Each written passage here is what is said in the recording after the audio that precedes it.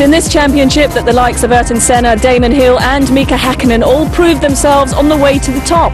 Why? Because it's here that they really learn the skills they need to race against some of the best drivers in the world and understand the dark arts of car setup and racecraft. Essential for anyone who wants to be the next David Coulthard or Jenson Button. British hopes lie in the hands of Mike Conway. Last year he took his first win and ended up third in the championship, so arguably he's one of the favourites to take the title this year. But is he feeling any pressure as he heads into his second year? Yeah, everyone has been saying I'm the favourite, but at the end of the day it doesn't make it any easier to go out there and do the job. So yeah, obviously it's a good thing. Everyone's sort of looking towards me for the pace, and pre-season testing has gone really well, so hopefully we'll be able to do that. Newcomer Oliver Jarvis could also be a strong contender. He's already the Formula Renault UK champion, as well as winning the McLaren Autosport Young Driver of the Year. It's enabled me to do F3. Without that, I probably wouldn't be able to race in F3 this year. You know, it's helped me no end. But aside from that, it's the contacts you make and also the publicity and the hype that surrounds you. So for me, it was the best thing that's happened to me so far in my career, and hopefully I can go out and prove the judges right. Coming to Carlin, you know, I probably wouldn't have been able to do F3 if it wasn't for Trevor and Team Carlin. So they've given me a superb opportunity, and the team's fantastic. You know, they've got a great work ethic, and you know, everything's done properly. Every time I know out, I know the car will be, you know, as good as it can be. For James Walker, this is going to be an important year. He's entering his third season in Formula 3 and knows that people are expecting results. Obviously the pressure's on to perform, as it always is, but yeah, like you said, this is the third year. I really much classified my first year as a learning year. Last year was, you know, pushing for results with Fortec. Obviously we got the first win at Nürburgring, which was great, but still last year wasn't what I'd hoped, and as you can see, I've come back to Hi-Tech now with all I've learned over the last 2 years, and I think we're going to get some promising results. Now, Brazilian drivers have always been an important part of the British Formula 3 paddock, and this year is no different. Alberto Valerio was the 2005 Formula 3 Sudan champion, but it's his fellow countryman Bruno Senna who's back again this year and could be the one to watch. Bruno, in the F3 race out in Australia you did quite well. Was that a good preparation for the season ahead? Yeah, for sure. That was the intention when I went there. For me, every race counts, and it was a pretty good result there. I think I went there and I showed how the British series is competitive. I went there with no experience in the car or the circuit, and I just dominated the weekend basically. So it was a pretty good weekend, and 3 wins out of 4 races is not bad. Now, just take you back to last year just very briefly. What was the highlight for you? Well, I think pole position is one of the best feelings. I haven't won last year, so it's difficult to compare. But yeah, I think all the good results, and basically half the year on, it was a very decent year. I think I improved a lot, and then I got more constant on my results and everything. So I was pretty pleased with the second half of the year. What was the main thing that you learned last year? To race. I never raced before, and it's much more difficult than it seems. I think after you get used to it, then you start thinking better, making better strategies as well. And that's how it goes. These guys, they have loads of racing, and now I'm getting up to their level.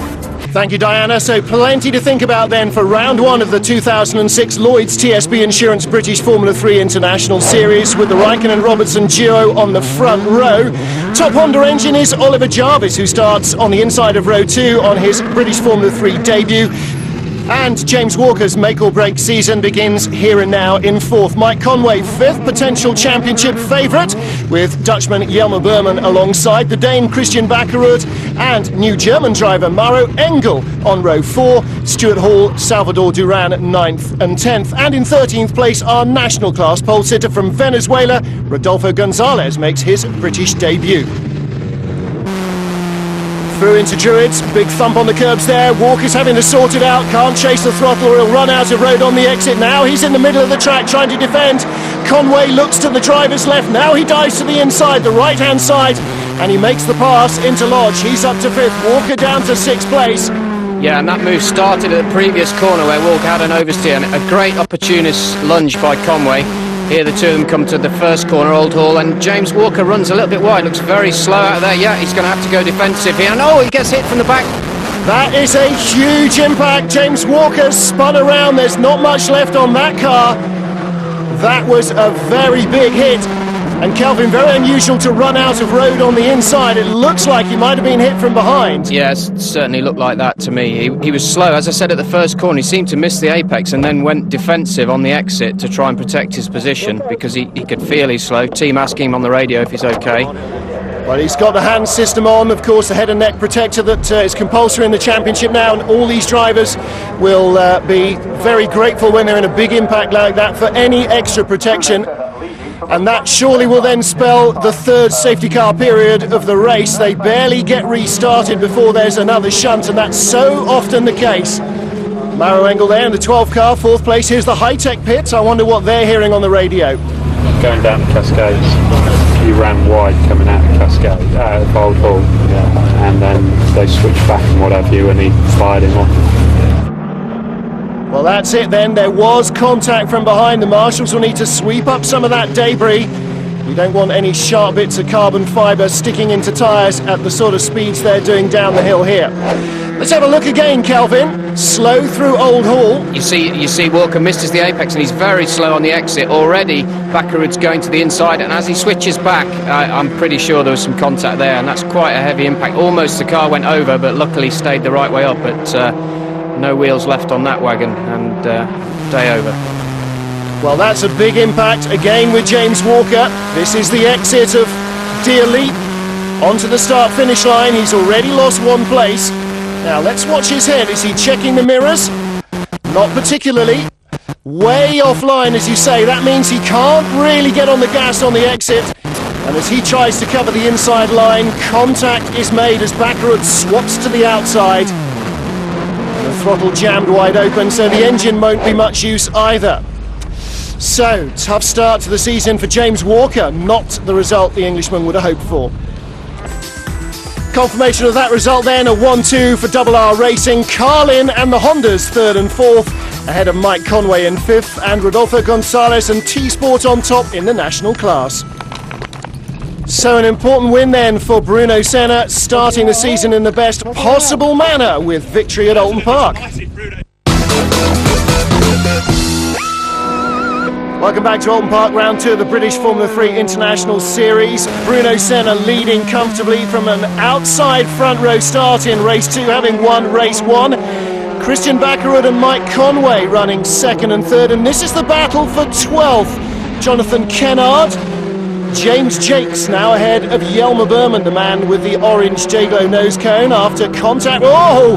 And that is Salvador Duran off at the Shell Oils hairpin after clutch failure in race 1. Not his weekend. With Jelmer Berman then.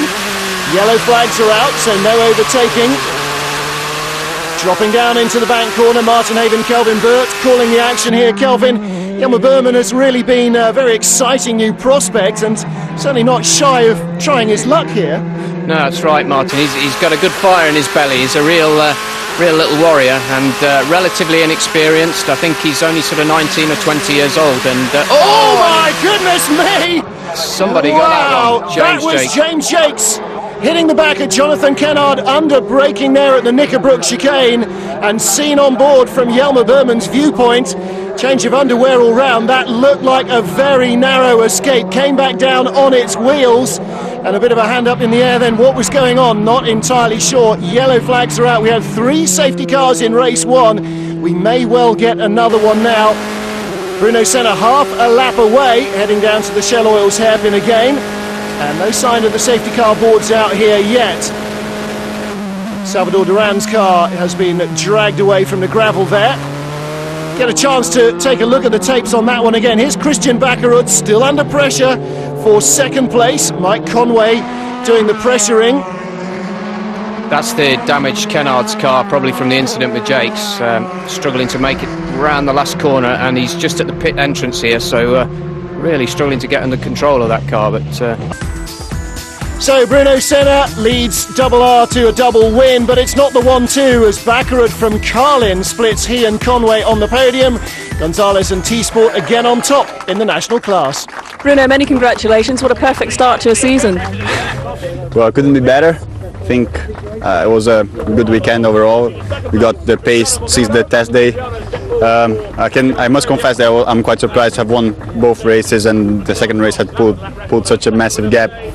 But I can say I was pushing quite hard as well. It wasn't an easy race. I was pushing hard and doing very constant lap times, just, you know.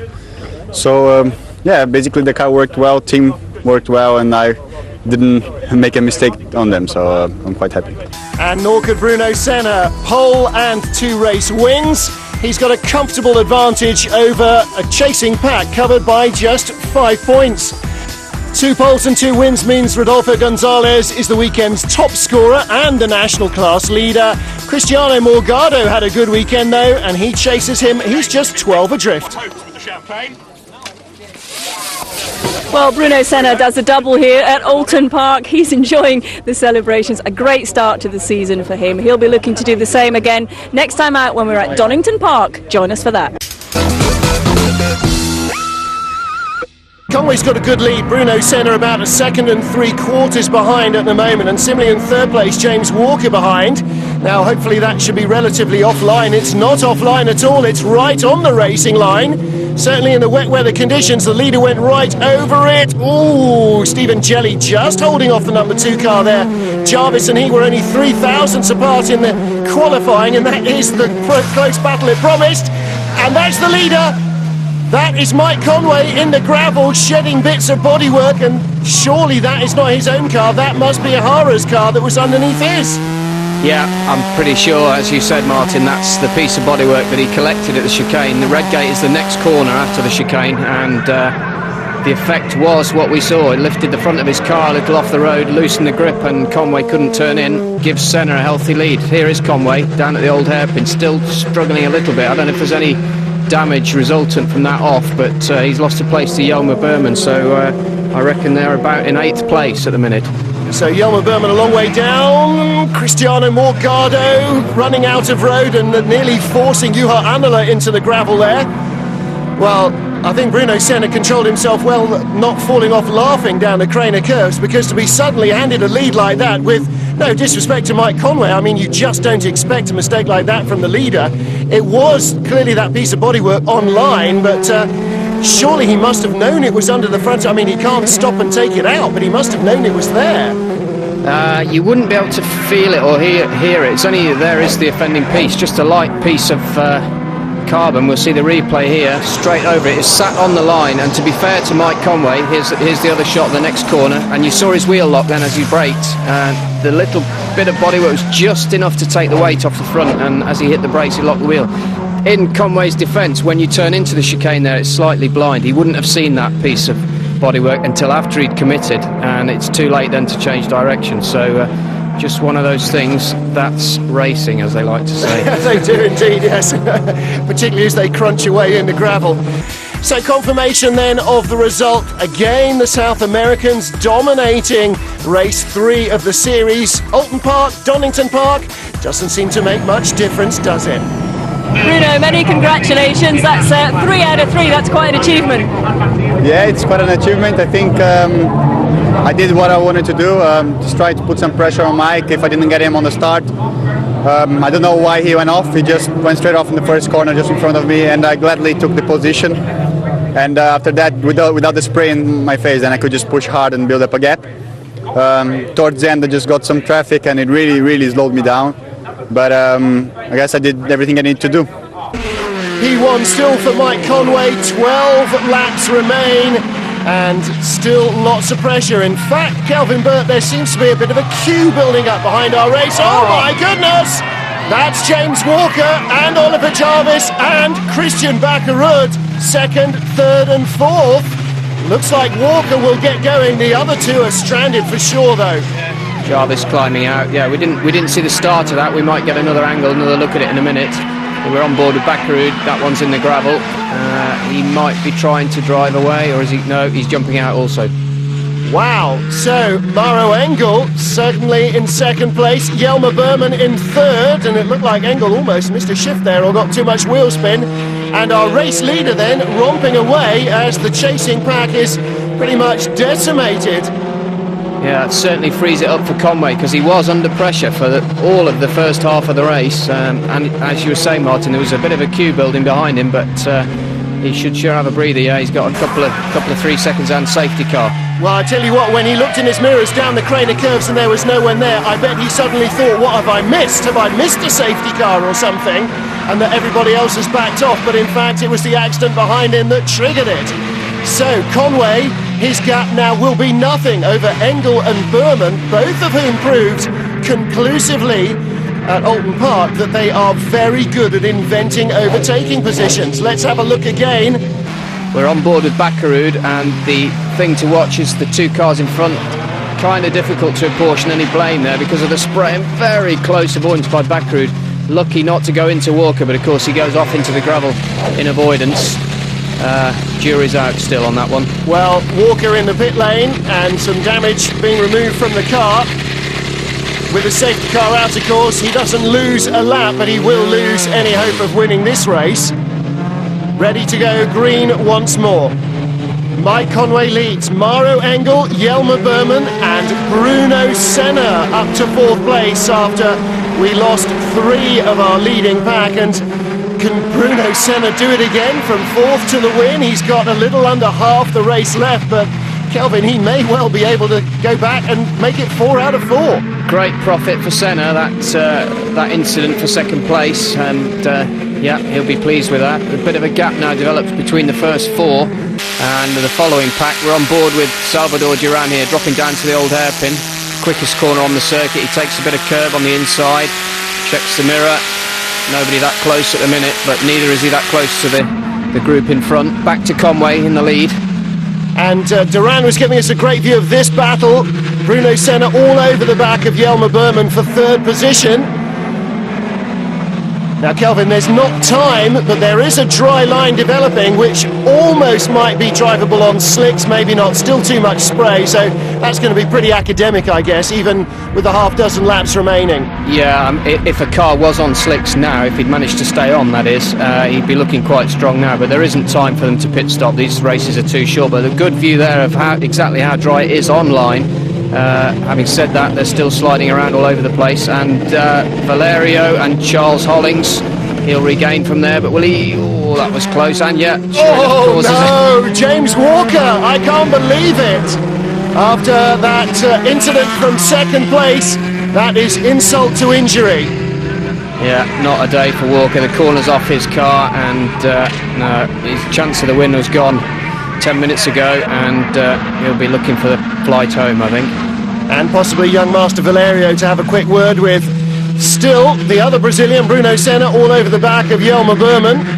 And Maro Engel not escaping these two either. Escaping, though, is exactly what Mike Conway is doing. Head down and charging away from the 3-way battle for the podium spots behind him.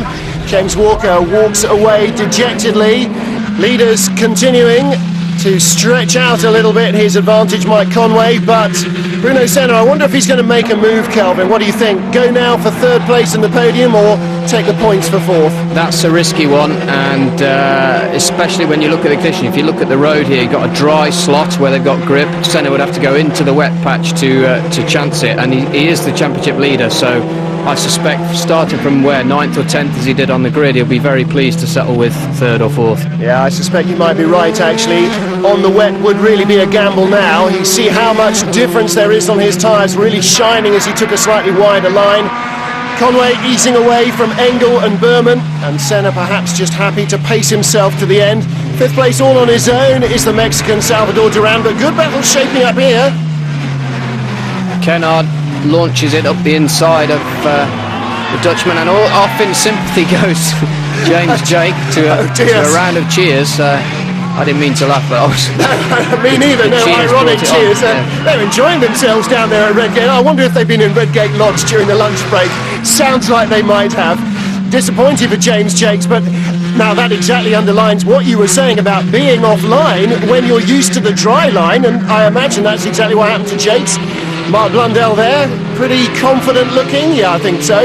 Not exactly the greatest poker face in the world. He's watching the monitors as Mike Conway comes around to complete his penultimate lap here. Still those wet patches waiting to catch out the unwary, but I think Conway will be doubly cautious on this final lap. He desperately wants this win. Yeah, handy 2-second buffer, but look there, Bruno Senna, fastest lap. Now, we were saying whether or not he should risk the pass on Jelmer Berman. He hasn't risked the pass, but what he has done is bagged the point for fastest lap. We're back on board with Duran here. Looks quite defensive, bit of a slide and contact. Contact with Kennard, both go round. He was way offline, wasn't he, there? And they are deep in the mud. Dennis Rotera went straight through, but Jonathan Kennard way around the outside. Not sure that Duran should really be the one shaking his head there. Reversing over the track, perhaps not the greatest safety feature in the world. Wait, another one who likes waving.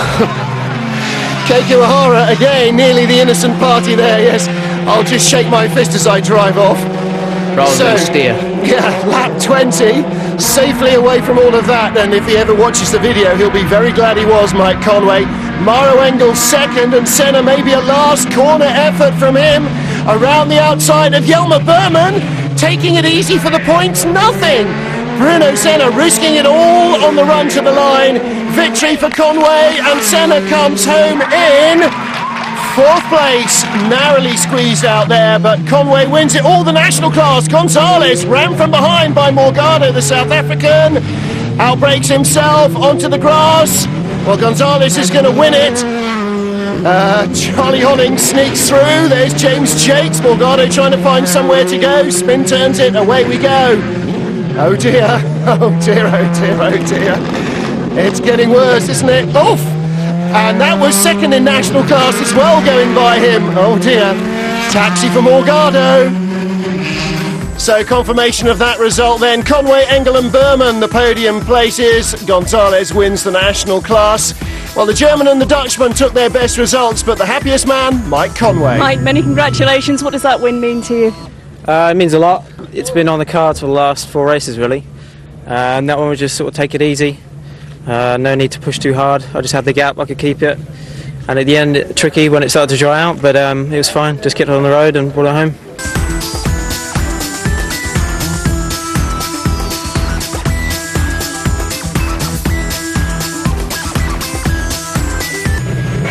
Well, Mike Conway finally taking his first win of the season, and a great weekend for the team with Bruno Senna extending his lead in the championship. We hope you enjoyed the racing, and we'll see you again very soon.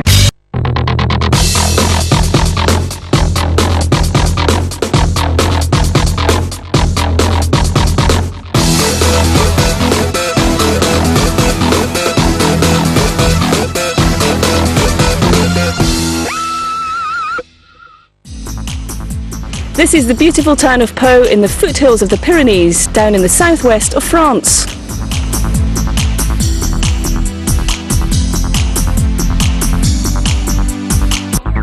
This is rounds 5 and 6 of the British Formula 3 International Series, and we're here for the 66th Grand Prix de Pau. Now, this famous road track has been in use since 1935, where the likes of Fangio, Clark and more recently Montoya have all topped the podium. The grid for round 5 of the Lloyds TSB Insurance British F3 International Series sees last year's French Formula Renault champion Romain Grosjean on pole, and top British regular Mike Conway lining up in 2nd position. Christian Bakkerud is 3rd for Carlin Motorsport, ahead of another interloper, Guillaume Moreau. Maro Engel, currently 3rd in the points, lines up in 5th place on the grid. Reigning British Formula Renault champion Oliver Jarvis is in 6th, and series leader Bruno Senna is 7th. Mexican Salvador Duran is next up, ahead of British racer Stuart Hall, and they're followed by Charlie Kimball and James Jakes. And the top national class qualifier is Rodolfo Gonzalez. All set to go racing here on the streets of Pau. An absolutely fantastic circuit, an historic circuit, but who's going to take the win? We're ready for the start. Away we go. Romain Grosjean makes a good start. Somebody stalled in the middle of the grid. It's Stuart. Oh, he's been hit. No great surprise. Several cars involved. And if you stall on a narrow track like this, it's always going to be very difficult for those behind. Grosjean's got away. Mike Conway in 2nd place, but there's a big mess on the start line. I'm here with Darren Manning, a man raced in the States in IndyCar, in Champ Car and in A1 Grand Prix and on many street tracks. Darren, we've seen that so often. Yeah, you still see them going up into the tight underneath the bridge section there, looking back at the start. This happens all the time. There's absolutely nowhere to go. Guys slow off the line, guys fast off the line. Really disappointed the drivers there getting just getting involved in other people's accidents. Real shame there for those guys. Well, these guys are still racing. Oliver Jarvis pushing hard. It's Romain Grosjean, Mike Conway second, Christian Backerud running third, Mauro Engel up there, but everybody's just going to have to slow down. Looks like they slowed down now. The yellow flags are waving. Far too much traffic and carnage there on the start line for these guys to carry on racing, because they're going to be around there in no time and coming up on those stricken cars. That was Rodolfo Avila we saw walking away. He's one of the many cars involved in that accident. I think we've also got Martin Kudzak involved and Cristiano Margado, but it was Stuart Hall who had the initial problem. He just didn't get off the line, and there we are. Everybody now nice and slow, very safe, being just pushed hope all well those away. guys are going to be all right there, because obviously there was some rearward impacts there from some of the cars crashing into the back of Stuart. Just hope he got out of that all right. A lot of marshals there on the case, just getting him out of the car. Don't know quite what Bruno Senna's waving at, do you? Has he got a problem? He's into the pits there, Ben. It looks maybe like he's got some sort of problem there. Good decision whilst the safety car, while the yellow flags are waving here, is not going to lose too much time. There you can see it, it's that right front. He's got a punctured right front, so some debris or something has obviously cost him time. Now he's the championship leader, remember, coming into this event. It's been a great start to the season for Bruno Senna. Qualifying didn't go quite according to plan, and now this is a bit of a disaster. Yeah, the guys aren't terribly well averse for doing this. Oh, here we get a replay of the start, riding on with Retera number 7. Gets a pretty good start coming up through the middle, and there's Stuart Hall. Oh, unfortunately, everybody trying to avoid him. Charles Hollins there, I think, on the right-hand side, just moving out to avoid his actual teammate, and gets clobbered and hits the back of Stuart. Very unfortunate. So difficult. Let's just see what happened to Retera through the first corner here, because I think there was another little incident there, contact, and look at the right front wheel. That's a very drunken angle. Yeah, I don't think he'll, well, maybe he will carry on there. Here we have Stuart Hall walking back to the pits, looking very, very dazed. Good to see him walking, though, after a rear impact there. I mean, the cars already would have been travelling about 60, 70 miles an hour. Let's take another look just in the middle of the grid, the stationary car, and then watch out for all the action behind. Yeah, you've got Charlie Hollins trying to go through the middle around his teammate, but just gets clobbered by the red car, and then into Kudzak on the right-hand side. Absolutely nowhere to go there.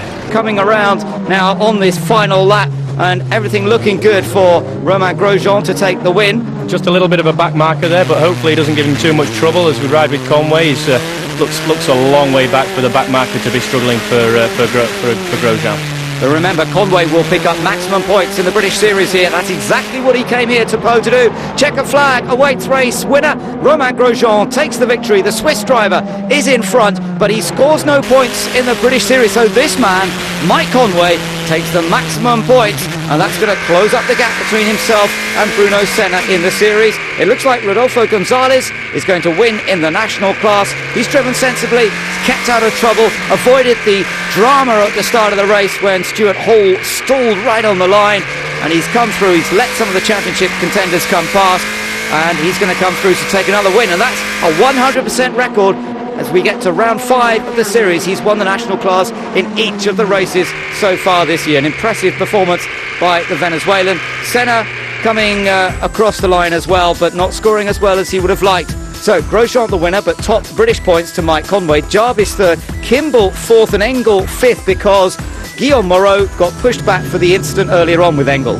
Here we go then, round 6 about to get underway. Let's hope it's a clean one this time. Grosjean makes a great start, but Moreau was left sitting on the grid. Not quite, but he lost about 3 or 4 places on the run to the first corner. Now, they're under yellow flags at this point. The rules of racing here at Pau say the first few corners, Darren, you're not allowed to overtake. I'm not sure they've all been listening. I don't know. I think they're kind of staying grid order there a little bit. All the way up to the underneath the bridge here is yellow flag, so no overtaking. That's for safety reasons when the cars are so close together. As soon as they get through this corner, they're absolutely racing again. So green flags now for everybody. Yeah, let's just watch now as we on board with Bruno Senna, see if he can make up a bit of ground. He's having a bottleneck nearly stopped there, Bruno Senna. It does get... Oh, and we've got contact. Oh, and our car bouncing up into the air there. I think that was Kudzak involved in that, and Reindler as well. And now look, we've got a traffic jam as well. All the cars stopped there as cars got over the top of each other. They were going so slow there. These cars aren't really meant for going that slow, so hopefully they can get these cars moved off in time. Yeah, I'm not sure. It's still all a bit tight down the back there.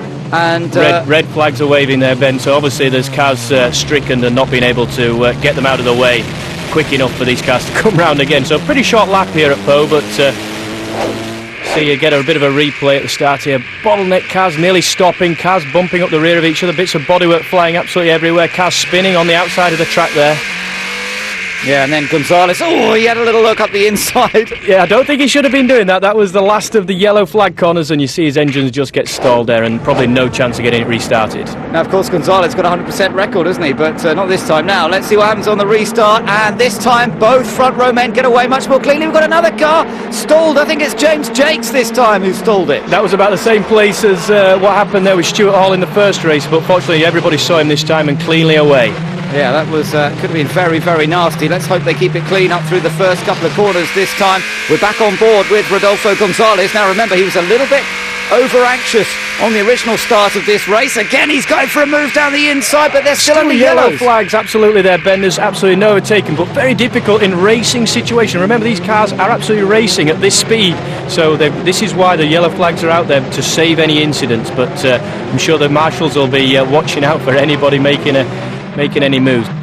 Well, we'll have to see if the officials take a dim view of any of that. Bit hard to work it all out, but Romain Grosjean's race leader from his teammate Guillaume Moreau. The top grid is again Mike Conway. Jelmer Berman, part of the British Championship. He runs next in fourth place, with Maro Engel again going pretty well in this race. So he's going to look for some points and hope he doesn't get punted out of the way as he was in the first race here. We have Senna right the way around the outside as one of the Alan Docking cars there has lost the wheel. Yeah, that's Karl Reindler, and he's lost the wheel. It's actually the tyre, isn't it? The tyre has come off the rim. Rim's still on the back of the car there. I don't know what's happened there, whether he's actually shredded it by locking up too much on the rear or got a puncture from some debris from the start. So not good news for Karl Reindler. He's going to try and tour back to the pits. Everybody will try and get past him. That's not easy on the narrow street circuit that we're on here.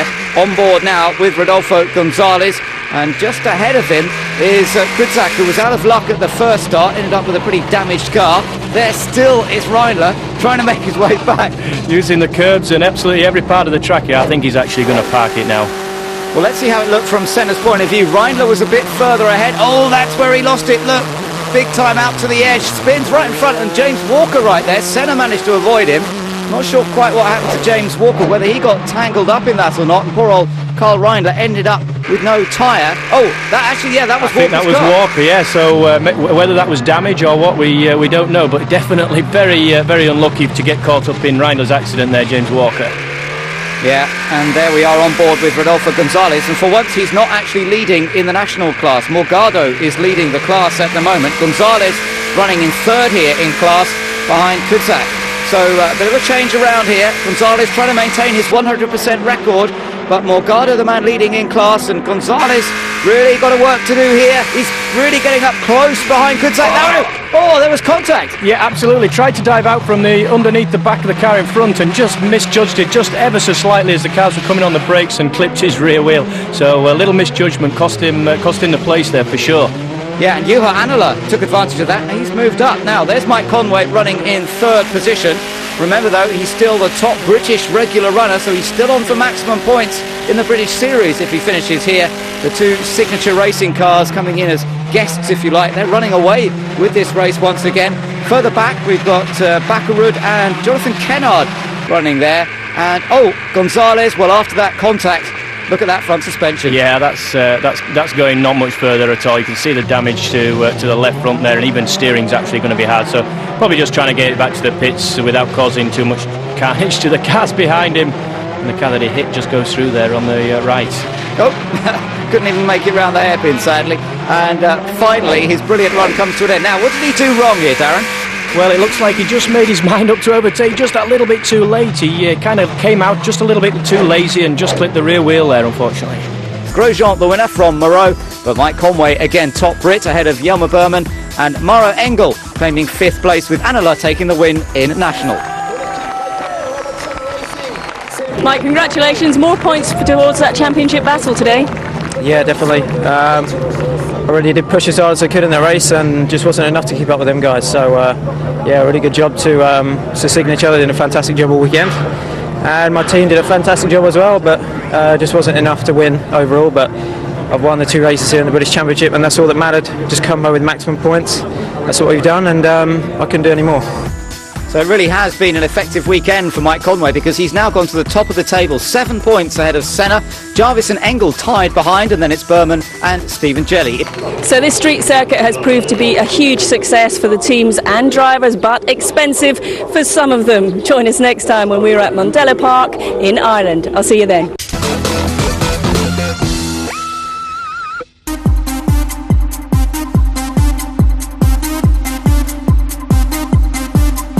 The Double R race team have locked out the top 3 slots on the grid, and it's Bruno Senna that takes pole position. He'll be looking to make amends after Pau and collect some valuable championship points. Here's Martin with the rest. Thank you, Diana. 2 months on from the start of the season, the front row is the same as it was at Oulton Park, with Bruno Senna on pole and his teammate Stephen Jelly back on the front row for the first time since race 1. Their teammate Mike Conway lines up in 3rd place. Top Honda qualifier is Oliver Jarvis, 3rd place in the championship, 4th on the grid. His Carlin teammates Christian Bakkerud and Mauro Engel on the next row. Then Hall for Fortec, Kennard for ADR, and his first appearance in the top 10, Alberto Valerio, the Brazilian, last year's Sudan Formula 3 champion, is 10th. 14th on the grid for Rodolfo Gonzalez, the national class leader.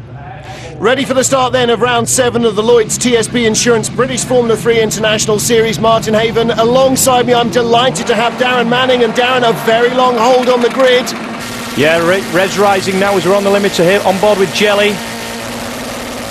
And it bogs down a little bit off the start. It's going to be a great opportunity for his teammate. Conway's alongside him to turn 1. Mike Conway with the inside line. Bruno Senna leads. Conway second. Jelly in third, holding off the Carlin trio, who run wheel to wheel on board with Rodolfo Gonzalez. Yeah, up front there, Duran trying to go up to the inside of his teammates. Oh, they touch into turn 3. Spins round. Oh, Gonzalez going to be lucky. Oh my goodness, upside down. That is Duran, the Mexican driver.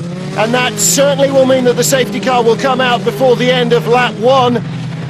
Salvador Duran's car upside down, resting on the roll hoop. Yeah, hopefully he's going to get out all right there as we're on board with Bakkerud here. Well, Christian Bakkerud following the pack. He comes from 5th place on the grid. And that's a very good sign. Salvador Duran climbing out and seemingly uninjured, walking away from the ambulance. Well, always a relief to see that, because in those sort of situations you're never quite sure. Yeah, good to see him getting out by himself before the marshals actually got to him, and just trying to make a little sneaky move on the first lap underneath his teammates. So Bruno Senna then romping at the front of the field towards the safety car as they come down towards the last couple of corners. Mike Conway right with him. Stephen Jelly there in 3rd, and there is Oliver Jarvis, car number 2. Best of the Honda qualifiers in a mixed weather session. It was pretty wet, becoming just slightly wetter. So Senna then will be picked up by the safety car on board with Stuart Hall. Now, of course, the critical thing here is for the drivers to keep their concentration as well as the heat in the tyres while they're behind the safety car and be ready for the restart. Yeah, we're just seeing the marshals just giving the drivers the idea. They obviously haven't seen, or half of that front pack haven't actually seen this accident. We're right on board here again with a quick replay. Duran trying to make a quick move up the inside there, just clips the curb on the inside, and that pushes him out into Walker, puts him into a spin. Gonzalez just clips the front wing. He's going to be lucky to escape a puncture there, Martin. Yeah, looked like that was a kind of a 50-50 incident. That looks like Walker in the pit lane and being sent back out. Yeah, as we look through from the exit of the corner here, Duran up the inside in the white and blue car, clips Walker, sends him round wheel to wheel. Is never a good thing in these cars. That's going to flip you around, and just very lucky to have his roll loop missing the curb. They're really pushing hard. I'm sure they're trading fastest lap for fastest lap. Everybody, last point's going to be counted up at the end of this championship, I'm sure, between these two guys.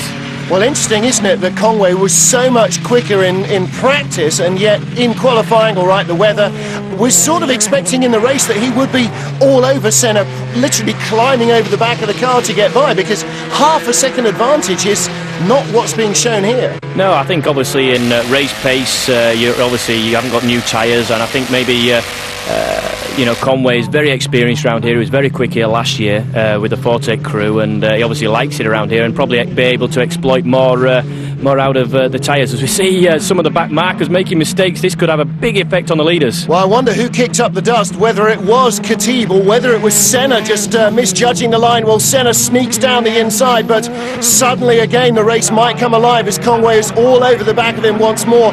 Khatib there running a little offline to let the leaders through, did kick up the dust on the exit, but I think it was Senna who made just a tiny mistake, and if there's another couple of back markers in front, then suddenly Conway's really got to redouble his efforts and try and force something out of this race. Yeah, this is definitely the closest Conway's ever been, and can he make a challenge into turn one? He's making Senna defend, going around the outside. Can he? Oh, he's very, very close to the gearbox as Senna. You have to hold it tight to the right coming through turn 3 here, and Jelly here getting past Khatib nice and cleanly, no mistakes, no held-ups for Jelly there, coming on to the last lap for the leaders. So Bruno Senna under pressure then. I wonder if we're going to see a last lap manoeuvre. I would think that perhaps turn 7 would be the only place you could really throw something in there, and here we go. National class leader Rodolfo Gonzalez, Charlie Hollings down the inside. That is for 10th place, and through as well goes James Walker. He's going to do them both, is he? Oh, that was close. Walker nearly got around the outside of both of them. Maybe he's a little tentative about an outside move in 3, though, after lap 1. Yeah, I don't think he wants to make the same mistake twice, does he? And Charlie Hollings and Walker, they're having a great battle on the last lap here for the last points playing place, I think. So Conway then, it looks as though Senna just managed to guard that line enough, although you can see the rubber, the marbles being thrown up into the air by the tyres from that last shot, but Senna just squeezing away again a couple of car lengths, and that's more than enough, even with the brakes on these cars, to give himself all the clearance he needs. Conway will push him all the way to the line, but Senna surely will hold on now. Last corner, and this is exactly what he wanted from Mondello Park. Maybe somebody else between him and his arch rival would have been nice, but victory nonetheless, and the point for fastest lap as well to Bruno Senna. He's now 1 point behind, and last lap drama. Jelmer Berman bounces out Christian Backerud. Yeah, desperately trying to get his car started, gets it going again. That's quite good. These cars don't have alternators, so there's not just enough juice as... oh, goodness! Looks like there's 3 wheels on his wagon there, Berman. Well, I don't know what sort of state Berman's car was in, but he almost didn't stop before the end of the pit wall. Carl Reindler there behind Valerio, but it's Rodolfo Gonzalez, yet another South American 1-2. Senna wins in the championship class, and Rodolfo Gonzalez in the national class as Rodolfo Villa, the Macanese driver, comes across the line. Let's have a look again from Christian Backerud. Last corner. Yeah, turns in. Whoa, nearly flips as Jelmer hits the inside of him, trying to make that last-ditched effort into the last corner. Rodolfo Gonzalez also on the last lap, and having won 6 of the 7 races so far this season, well, he's showing every sign of perhaps doing the McLaren thing where you just don't win 1 race in the entire year. Certainly at the moment he's got the measure of everybody else out there, and out front as well. So is our leader Oliver Jarvis, but Rodolfo Gonzalez, I think, redefining how the national class campaign can be led right from the front. Yeah, he's doing his campaign for a Class A drive next year. No end of good here, and I'm sure a lot of the championship teams are going to be taking a lot of notice of this guy. Yeah, he'll be on a lot of people's shopping lists, and I think not just in Formula 3 as well, there'll be other teams watching him as well. So Oliver Jarvis then, pole position for the first time all year for Carlin, for Honda and for Jarvis himself, and now out of the final corner. Here he comes, the checkered flag. Second from the camera, there's Trevor Carlin looking absolutely delighted. It's been a while since they've tasted the champagne, and they're back in winner's circle courtesy of Oliver Jarvis, and a great race 2 performance from pole position to checkered flag, never headed. Rodolfo Gonzalez, well, skin of his teeth, he survived race 1 to win. Race 2, no such dramas. Another fine win for him, 7th out of 8 starts. So Jarvis, Honda and Carlin break the Mercedes onslaught, at least for the moment, and it's an all-British top 3. When was the last time that happened? Ollie, many congratulations. That was a brilliant drive. Yeah, Carl's been brilliant. We've had a good weekend. Many thanks to Carlin and Honda. It's been a long time coming, but finally we proved as a package we're capable of winning. Yep, Honda's first pole of the year.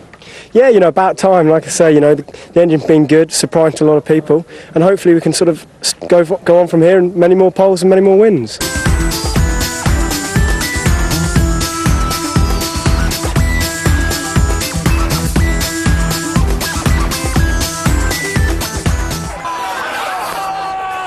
So Honda and the Carlin team finally get the first win of the season here at Mondello Park. Well, that wraps up all the action. We'll be back next time at Snetterton. I'll see you then.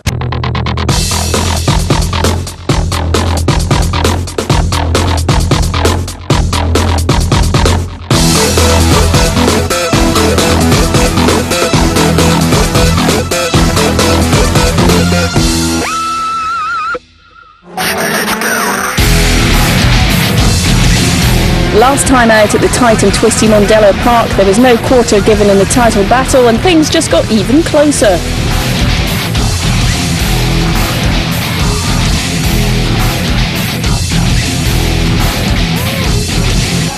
This week we're in Norfolk for rounds 9 and 10 of the British Formula 3 International Series at the very fast Snetterton circuit. Now this is a place that the drivers know that they can overtake, so we should be in for some close racing. Thank you, Diana. Mike Conway now 6 poles from 9 qualifying efforts. That's pretty impressive. 3 different teams in the top 3 positions on the grid. Raikkonen and Robertson racing with pole, Carlin second, and High-Tech looking very strong with James Jakes, his career best, in 3rd place. Maro Engel for Carlin on row 2. Jelmer Berman qualified extremely well ahead of James Walker. But championship contenders Oliver Jarvis and Bruno Senna are stuck on row 4 ahead of Jonathan Kennard and Salvador Duran. 15th national class pole sitter Rodolfo Gonzalez. Round 9 of the Lloyds TSB Insurance British Formula 3 International Series ready to get underway at Snetterton. 5 seconds to go. Can Mike Conway from pole convert this into a win and extend his championship lead? The red lights are on, the revs rise, clutches at biting point. Away they go. Good start from the second row men. Oh my goodness, Oliver Jarvis. Flying start from 7th on the grid up behind Maro Engel, who qualified in 4th. But he's boxed in a little bit. Engel not going inside James Jakes. And Jelmer Berman trying to go around the outside as Conway starts to head off. Very good start indeed from Mike Conway with Jelmer Berman around the outside. Conway's checked out already. Kelvin Burt, that's fantastic from the poleman. Yeah, looking good for Conway. Well, they're all fighting for turf here on the first couple of corners. He's away, and you can still see the battle going on there. In the middle of the screen is James Walker. On your right is Maro Engel in the white car, and they're 4 abreast into the S's. It narrows up here, so they'll have to get back into single file. Great stuff. Engel picks up a place. Oh, big slide from Bruno Senna. Inside him, Stephen Jelly trying to get by his teammate. Now trying the outside line. Valerio right behind them. So Senna not having a good getaway, and he needed to from 8th on the grid. Is he entering a bit of a mid-season slump, I wonder? Well, he really needs to pick up a couple of places. Across the line for the first time and heading down the straight named after his uncle, the Senna Straight. Right in front of him is the Mexican Salvador Duran. But it's Conway checked out. Jakes and Baccarat, then Engel, Walker, Jarvis. National class battle. Rodolfo Gonzalez holding the inside line from Cristiano Morgado, and this man, the Poe winner, Juho Arnela. Great view here, Kelvin Burt, of the way to drive around this fast Snetterton circuit. Yeah, he's the second corner here, Sia, and it's quite normal. You see how the 2 or 3 of them ran wide there onto the extra tarmac. That's quite normal to get a better drive out onto the straight. Looking for the drive onto the straight is Jarvis here, chipping away at the back of James Walker. No way through there. Oh, somebody's gone off right under the cameras.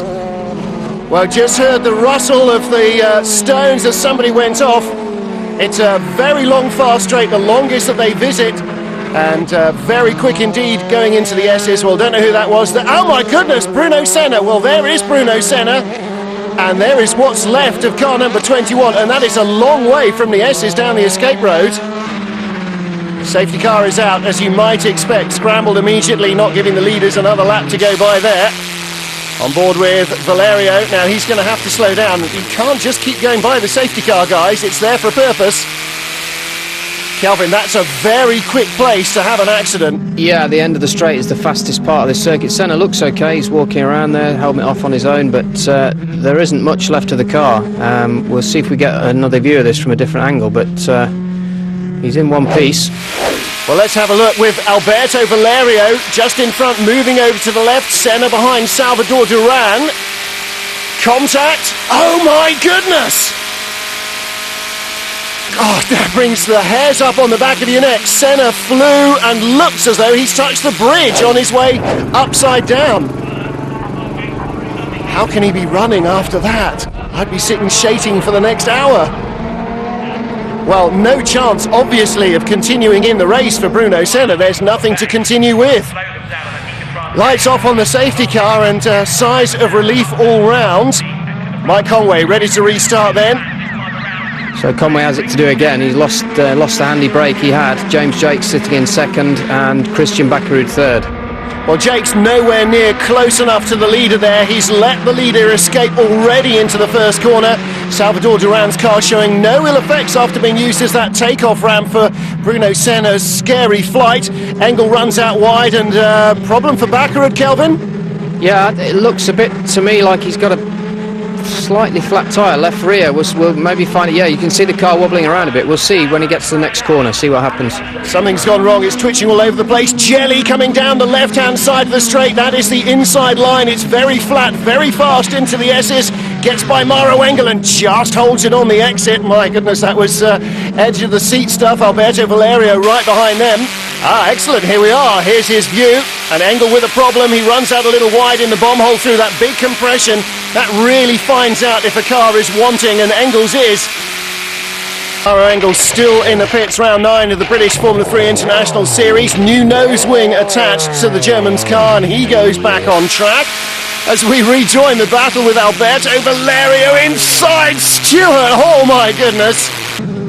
That was close. How did they get round there? Well, Hall's having another go. Valerio tries to close him out, and will lose another place to Karl Reindler as well. Well, do you know what? I mean, after having seen what happened to Bruno Senna there, that's a very close escape. But you see an awful lot of close escapes there in the S's because it is such an obvious overtaking position. But looks like Valerio's got dirt on the tyres now. Everybody's queuing up to get by. That's Morgado behind him, Gonzalez and Juho Arnela. So that's the top 3 in the national class, riding with the man in the middle there, Rodolfo Gonzalez. Yeah, Valerio's certainly lost some pace, and he wouldn't usually be battling with these guys, but let's see once he does a couple more corners if he can clean the tyres up and get away again. Well, he should be able to. Car should be quicker. But as he explained to us earlier, of course, all new to him, new circuit, new tyres, new engine, new car, the whole deal. It's all about learning. Now, this is where the draft comes in. By following the car in front, you get quicker and quicker, and that works all the way down the line. Gonzalez making the move. He's got the inside line, hard and late on the brakes. It always looks so tight because the driver on the outside can fight back on the inside, but a mistake from Morgado might have left the door open for Juho Arnela here. They'll be lucky to get through there. It's a very short straight between the S's and the bomb hole, which is the corner they just did. And this next corner, Coram, as we switch back to Conway, Coram is a flat-out corner, not an overtaking place. The 2 high-tech cars there in second and third, that's Jakes and Walker. And falling back a bit now is Oliver Jarvis.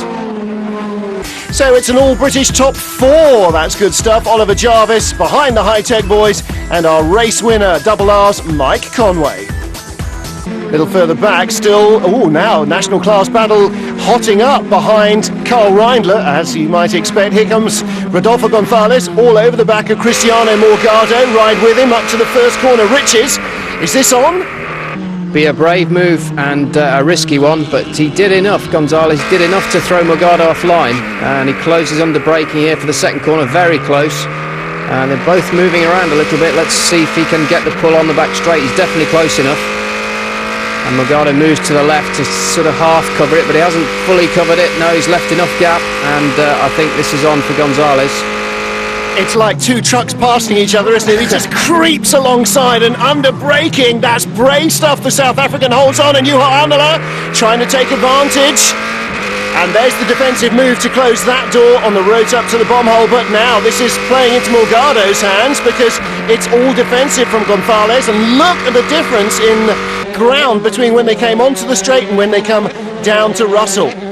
Yeah, they've sorted themselves out now, but still any of these 3 within range of taking the class lead, really. One little move and one mistake from the leader, and the other 2 can be through. Well, Morgado really could do with a win now, just to buoy his confidence up and just at least to try and somehow rein in the runaway Venezuelan who is comfortably leading the national class points. Battle for third still on with Maro Engel just ahead of Stephen Jelly. So Jelly trying to get onto the podium. And the national class battle continues. A little later onto the straight, Gonzalez with the toe. Morgado should just hold this. Yes, the inside line comes back to him. But Juho Anala nowhere near close enough at the moment, Kelvin, to pick up the pieces. No, he ought to be keeping the pressure on here, because these two could either take each other out or just have a little touch and both lose pace, and he could jump easily from third to first, but he's dropped back a couple of seconds, Anala, so it's down to Morgado and Gonzalez for the time being. Certainly is. The Finn is out of it, but will it be race win number 1 for the South African or the umpteenth for the Venezuelan? Checking his mirrors as he came out of Russell just to see where Gonzalez was. Oh, Valerio around the outside of Duran. Now he's got the inside line. Neat exit without bumping over the curves there. Does that give him a bit of an advantage in smoothness of power delivery onto the straight? Well, in theory, but I thought Duran got on the power earlier, but now the benefit of the toe is coming to play, but he's having to go to the outside. We've seen Morgado pull this move off, and can he, if he stays there, he's through. It's tight. Oh dear, too tight. Collision between them. Valerio on the inside and Duran on the outside, and broken left front suspension for Valerio. He's out of the race, but he doesn't know it yet. He's going to try and drive the car back to the pits, but look at that left front wheel. It's at a very crazy angle. Even a Hillman Imp couldn't go far with a wheel at that angle. He might even struggle to get back to the pits, the way that's steering. Well, they're ready to bring the safety car out, and that might be an added incentive for Rodolfo Gonzalez if he gets bunched right up behind Cristiano Morgado. The jump at the restart might happen for him. Ready for the restart then, round 10 of the series, and an ideal opportunity. Jarvis has got to be all over Conway here to try and retake the advantage, and he is very close behind him. Kelvin perfectly poised as they get the green. Yeah, he's close enough. Again, they've dropped angle a little bit. I mean, Conway's covering the inside. Jarvis won't be able to go outside there, but he's nice and close, well positioned onto the back straight here. The next corner is the second third gear Sear corner. He closed up a lot under brake. You see all the corrective sawing at the wheel. Jarvis, he was a bit too hot in there, I think, and got the back of the car unstuck a bit, but he's still within the toe, so let's see if he can have a go down here into the S's. Pulling in. Conway goes left, but no, there's room. They're very close. Will he be able to carry this off? Great pictures from the onboard camera. Conway still at the apex, and that is how to get through it cleanly. Jarvis did not try and go for the apex because he knew Conway was there, and it's better to take points for second than to finish in a cloud of dust. But Kelvin, again, great view of exactly how it works on a long straight like that. Yeah, great footage and great driving from the both of them, and a challenge for third place. Oh, that was close. Jelly around the outside of Engel, and he's going to hold it. That's fantastic. Engel really lost it in the middle of the corner there. He should have had the advantage, and he just does again. Stephen Jelly, and on the other side, Jelmer Berman, 3 wide, nearly. Wow, that's a great little sequence. Yeah, status quo though, back in the same positions, and again Bakkerud here having a look at Berman down into the second gear Sear corner. But I tell you what, the fastest lap of the race for Oliver Jarvis shows he still hasn't given up. And he is just starting to, that gap is getting a little bigger though, little bigger. Last lap, you're all right with a checkered flag this time? Yeah, all right then. They're having a bit of a conflab there, aren't they? More than my job's worth, mate. Oliver Jarvis, second place, fastest lap of the race. That point will be vital. But with Bruno Senna on the sidelines, Jarvis moving into second in the championship with this result. And Kelvin, perhaps he would have preferred to have had a pair of wins, but certainly moving ahead of Senna is a very important milestone in this series. Yeah, great result for Oliver Jarvis in his first season in F3, remember. So, yeah, he's looking good at this roughly midpoint of the season. And also looking strong is the man in front of him here, Mike Conway. 2 good wins today, and he'll be feeling very confident going forward. Yeah, he certainly will. Sneaks nicely past the Lola Dome, no problems there. And yeah, talking about Jarvis and the points, we mustn't overlook Conway because he has been really very much the pace setter here. Jarvis may have started on the second race pole, but Conway was always in charge of the race, as in race 1, dealt with the start superbly and the safety car. Ricardo Teixeira again annoying the wildlife out there in the boondocks, as did Cristiano Morgado earlier on, but look how much he's closed back up onto the tail of Juho Anala. I wonder how much the Finn has been taking it easy. Go on across the line, cheered on by his team. Race win number 2 for Juho Anala, and again Morgado, the perennial bridesmaid, comes home second. Oh, Rodolfo Avila trying to take 4th in class from Alexander Khatib, doesn't make it. But Rodolfo Gonzalez takes third place. That's a remarkable drive from him after the problems that he's had, and he's clearly had quite enough of trying to make it round Snetterton with a broken suspension at the rear of the car. So 4 Brits in the top 5. Again, Engel interrupting them. He's on the podium, but it's another victory for Mike Conway.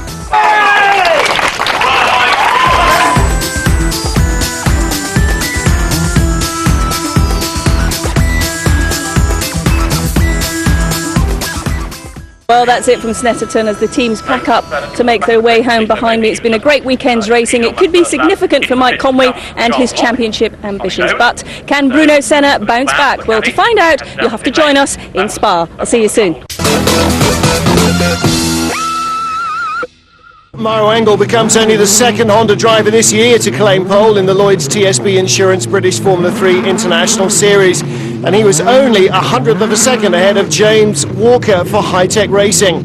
Mike Conway heads up an all-Raikkonen-Robertson Racing Row 2 just ahead of teammate Stephen Jelly, despite crashing after only 1 flying lap of practice.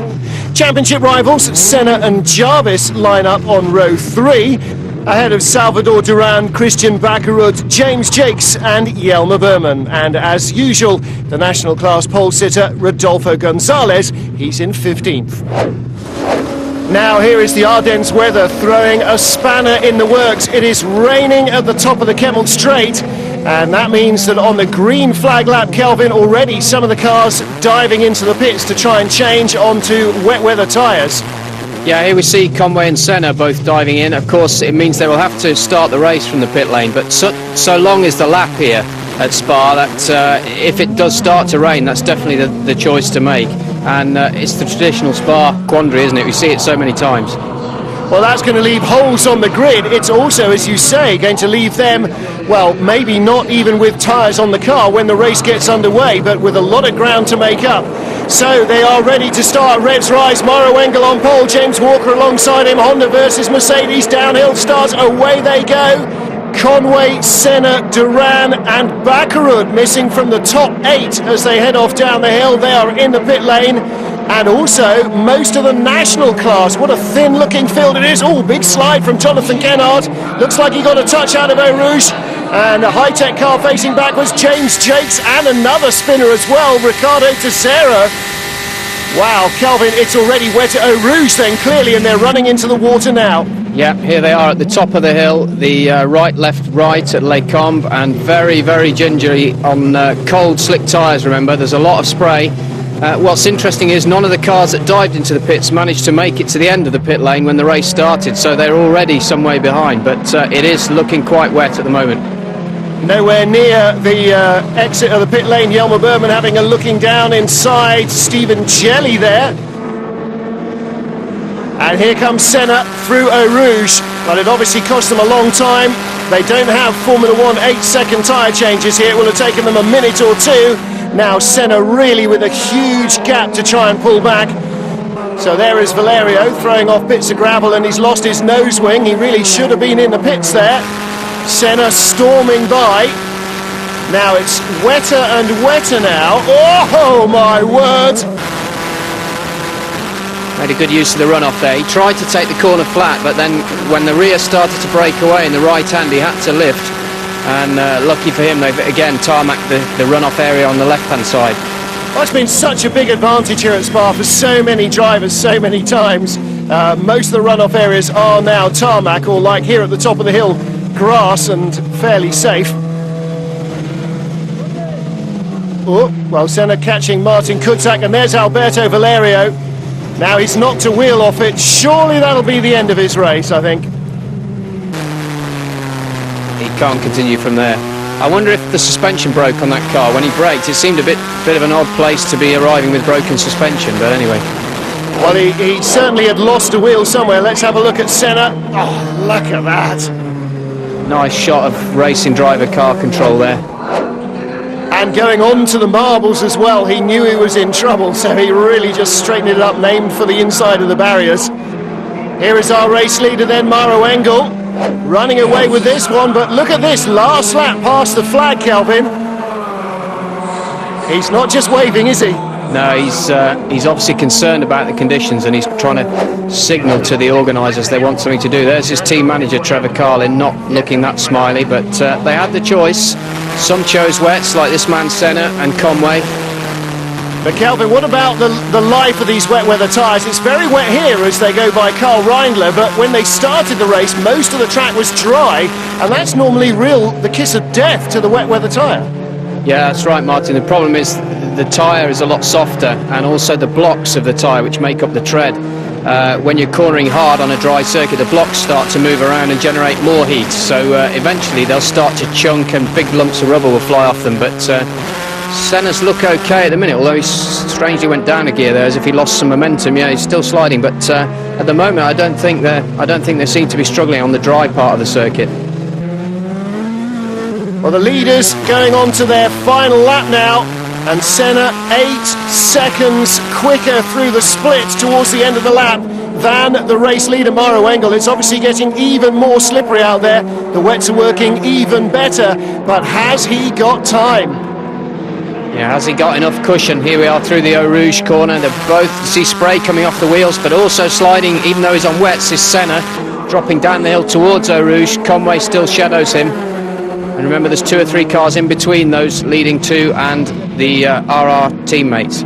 Well, here they come. Let's see if we get them all in the same shot. There is Oliver Jarvis in 3rd place. Can't quite see James Walker in the shot, so 4th, 5th and 6th still out of shot as Maro Engel splashes for the last time through Les Combes. Here comes Senna. He's halfway up the Kemmel Straight. There is Walker, there is Senna, and he will just be catching them so fast they'll be in danger of falling over James Walker in the really wet bit, because Walker will just be slithering all over the place. This is the worst part of the circuit for those on slicks, so we should see Senna really close in on Walker here. Braking for the hairpin. Every time they touch the brakes, even with the wet weather tyres, Kelvin, do you feel the car starting to lock up and slide under you? Yeah, of course, you've got a lot more, and look at that, the way he caught Walker, although he went in a bit too hot and had a wobble, but he's getting good drive out of there. The next corner is the fast double left downhill, and I think Senna will be through before they get to the corner, yes, easily. Well, Walker, you suddenly saw drop back. That's how far away he was having to get on the brakes to avoid just skidding straight off. Yeah. And of course Senna didn't want to back off because he's got Conway right up his exhaust pipe and doesn't want to let his rival through. So real pressure. There goes Conway, and here are our race leaders. Now they begin the climb. The checkered flag will be their target next time round, and Senna can't be more than 5 seconds behind them and going much quicker. This is going to be a phenomenal finish to the race. And here in front of him is Oliver Jarvis in 3rd place, and Senna's got a fantastic drive off that last corner. He must be able to pass him here through these next 2 left-handers. Has Jarvis seen him? Not quite through yet, but yeah, now he's got the corner, definitely. He's got the next corner. Up to the bus stop, Maro Engel for the final time. Jelmer Berman follows him through. Engel, oh, little mistake there. He's got the inside line, and Jelmer Berman around the outside for the lead out of the bus stop. That's incredible, and here comes Senna. Jarvis slides off. Senna will go by him into 3rd, but what about Conway? Yes, he's got more drive. Here comes Jelmer Berman towards the line. Jelmer Berman will win his first British Formula 3 race. Maro Engel led from lights to the bus stop for the final time, comes home 2nd, and Senna from a delayed pit lane start 3rd, ahead of Conway, ahead of Jarvis, and ahead of James Walker. But look at Jelmer Berman celebrate that, and also from the pit lane once more the national class winner, Rodolfo Gonzalez. What a race, what a finish. Jelmer Berman snatching it from Maro Engel, Senna, Conway and Gonzalez reaping the rewards of their wet weather tyre gamble. It was not easy. It was, in the beginning there were just a couple of corners which were wet out the back, and then the rest was dry, and then it started raining a lot more. I was for quite a long time quite a way behind Maro, and I didn't get any closer until the last couple of laps when it was drying out. I was pushing a bit more where he was, I think, a bit safe and a bit careful, and then in the corner before the bus stop I had a lot better run, and I think he saw that because then he outbraked himself for the bus stop, and I could just go around the outside, and and then it was just okay, don't brake too late for the last corner. Maro, obviously not the result you would have hoped for today, but it was a fantastic race. Not from my point of view, at least not the end. Really disappointed. If you're leading 11 and 7/8 of a lap, and then 2 corners before the end you get overtaken, it's massively disappointing. Credit to Jelmer, he was faster when it started to rain more. I think luck came his way with the rain, because I think he wouldn't have been nowhere in the dry. But that's racing. Just have to deal with the second place. Well, Jelmer Berman takes his first win of the year here in Spa. Congratulations to him. We've got more racing to come. Join us again after the break, because you never know, it might stop raining.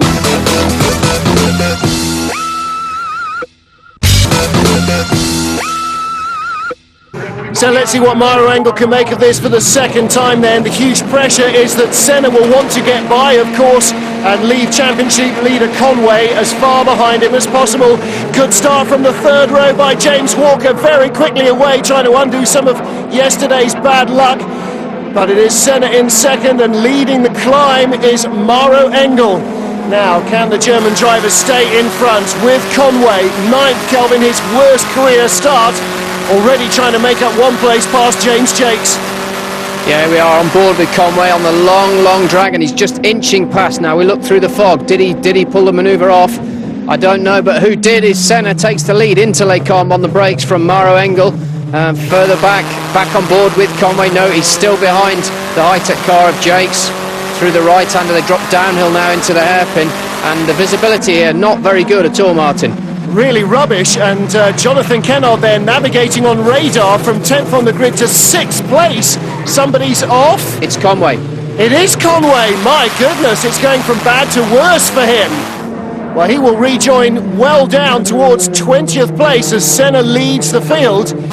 Now, the camera does see a little less than the human eye, but then still on board, it shows you just how daunting it is in the mist and the slightly damp air to pick out your lines. Now, is this a replay of Conway going off? You see Jakes cover the inside, and they nearly collided, Jelly and Jakes there, and yeah, Jelly pushes Conway off into the gravel. So James Jakes in the pits as well, and stalls it on the way out. Looks like he did ease Stephen Jelly out into Mike Conway.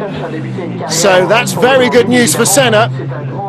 Second, third and fourth is Team Carlin Honda. So Trevor Carlin talking about the Hondas hopefully having the upper hand over the Mercedes here at Spa. Hasn't quite worked. Rodolfo Gonzalez, somebody's been throwing muck up at him. Well, he's right behind Stephen Jelly, and there is Conway diving to the inside on board with him. Gonzalez would not be wise to fight this position. Remember, he's leading his class. He doesn't need to battle with Conway. Conway's on a charge because he's lost ground through that little off he had at the top of the circuit, and through he goes with no challenge. And it really just, this is such a power-sapping circuit. The two huge climbs up the hill from Eau Rouge and out from Stavelot. Now Senna with Maro Engel still all over him. Bakkerud, Jarvis, Salvador Duran in 5th, Jonathan Kennard still in 6th as Walker peels off into the pits. That puts Jelmer Berman up to 7th place. Surely he can't win from there, not 2 in a row. And James Walker, well, that's just a tough break. And the fog actually seems to me to be worsening. Doesn't help the visibility of the drivers. What it does often help is the breathing of the engine, because a bit of moisture cools the airflow as it goes into the engine, and you often get a denser feel of the engine, and the engine will feel really strong in these conditions. So how bizarre is that? You can't see, and yet the car's going quicker than it was than before. That's just, it's not fair really, is it? Oh, and here comes a move from Maro Engel around the outside of Senna. That's a great move, and Senna defended it too long. Oh! Now, which of the two Carlin boys was that? Well, Jarvis was behind, but it could have been Bakkerud either way. I thought Senna had stalled it, but he's got the engine running, and here's the Carlin car on the right, missing a wheel. I think it looked like Bakkerud to me. Wow.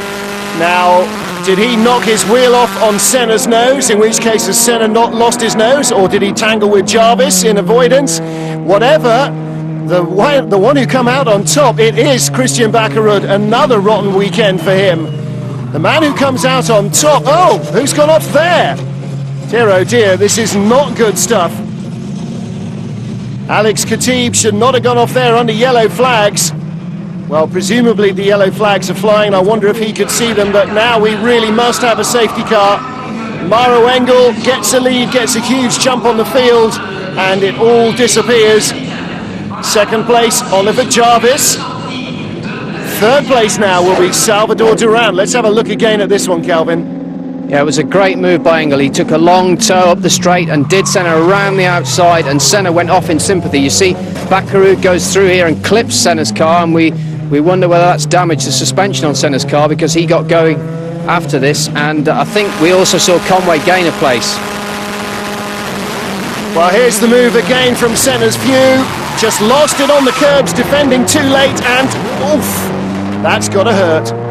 Ready to go green again in the British Formula 3 International Series. Maro Engel leading for the second time here at Spa. Lost the first race here on the final trip through the bus stop. Can he hold on? Oliver Jarvis, important championship position for him, but not as important, Kelvin, as Mike Conway. Up to 6th position now with Senna in trouble, and Conway is on the charge. Dander up. Here he goes again, great run through Eau Rouge, and he'll easily dispatch Jelmer Berman up there. We can't quite see it, but I'm sure when they reach the braking area, he'll be easily in front. Perfect pictures for a radio commentary. Here's he's gone by Jelmer Berman, and there is Senna just 2 places further back. Now, this is very, very important. Senna's somehow got to hang on. Since Conway won his first race in round 4 at Donington Park, Senna has been on the podium just once, and that's when he took his 4th win of the season. But Conway has won 5 of the last 7 and had a 2nd and a 3rd place, so the momentum is all with Conway, and at the moment Senna is really struggling to hold it together.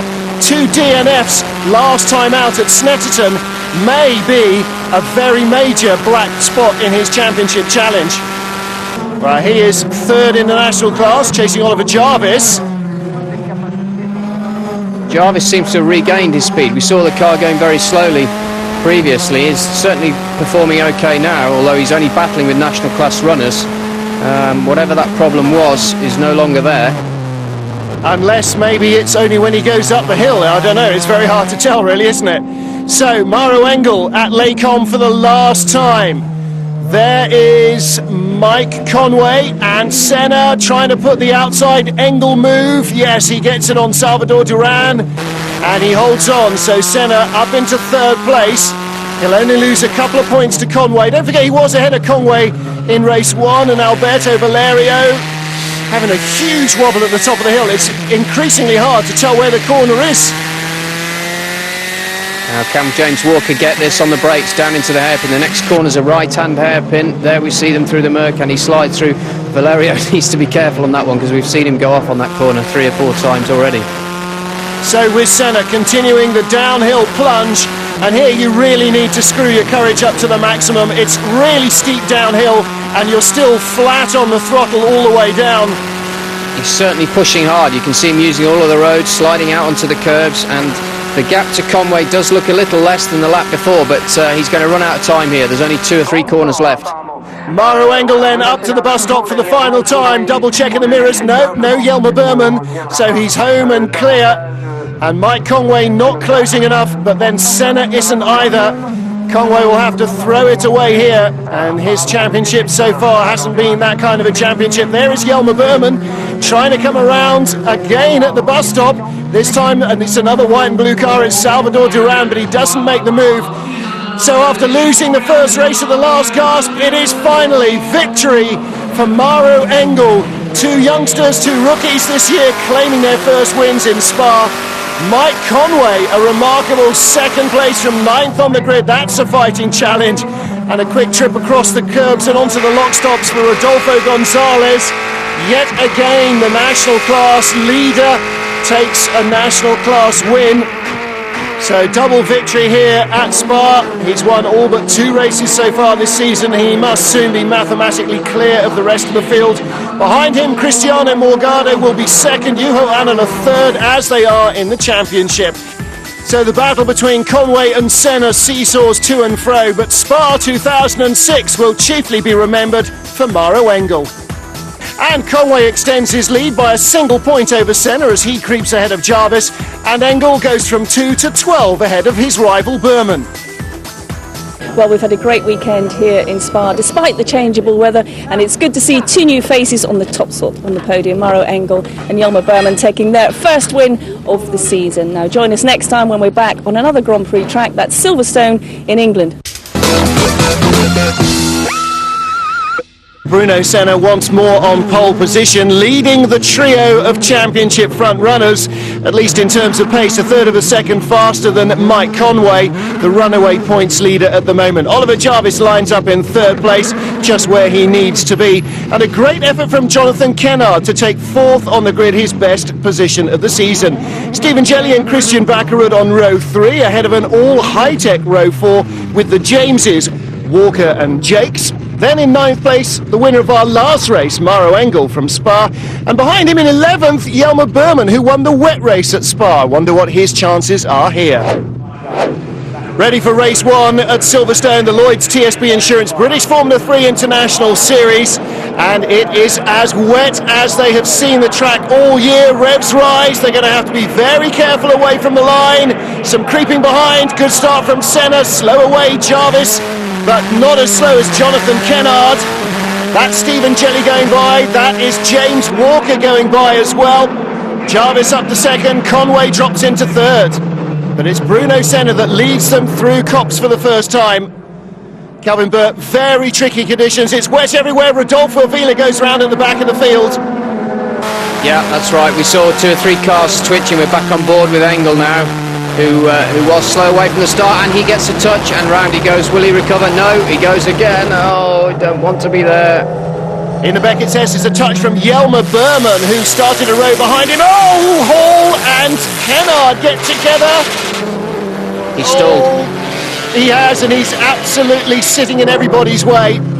Mario Moraes didn't quite make it onto the straight either. And we're on board with Jarvis. You can see Mike Conway there around the outside trying, and there he goes at Stowe. He's obviously found a more grippy line on the outside. Jarvis a little bit slow, and Conway's off already after the leader, Senna, his teammate. Senna covering the inside at club. Everybody trying to look for grip, and normally in the rain it's found offline, and look at Conway wide around the outside, hugging the extreme edge of the track, and look at the traction he found, Calvin, that's incredible. He got great drive off the corner there. You saw Senna lock the brakes a little bit and run wide. Jelmer Berman coming from behind, sorry, yeah, where's he? From 11th on the grid now, battling with James Walker for 6th, and huge slide there from Conway, really aggressively chasing the throttle. As we go back on board with Juha Anala, very close here, running up to that same corner, the Abbey chicane, and yeah, he slides through on the A-class car of Karl Reindler, so that's a good pass by Anala. Oh no, is it? Spoke too soon.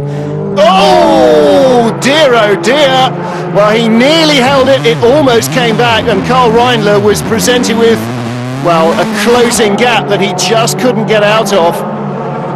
Poor Aussie must wonder what's going on. Now then, these two cars perhaps we think made contact on the first lap. Certainly we saw Avila going round.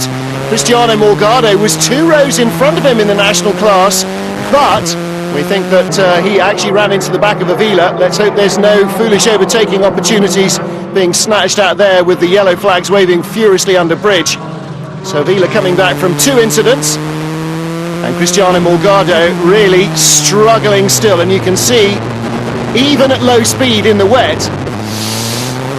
It was a bit bold. It was a good idea to try around the outside. Now he might be able to get him in. He's a bit too close.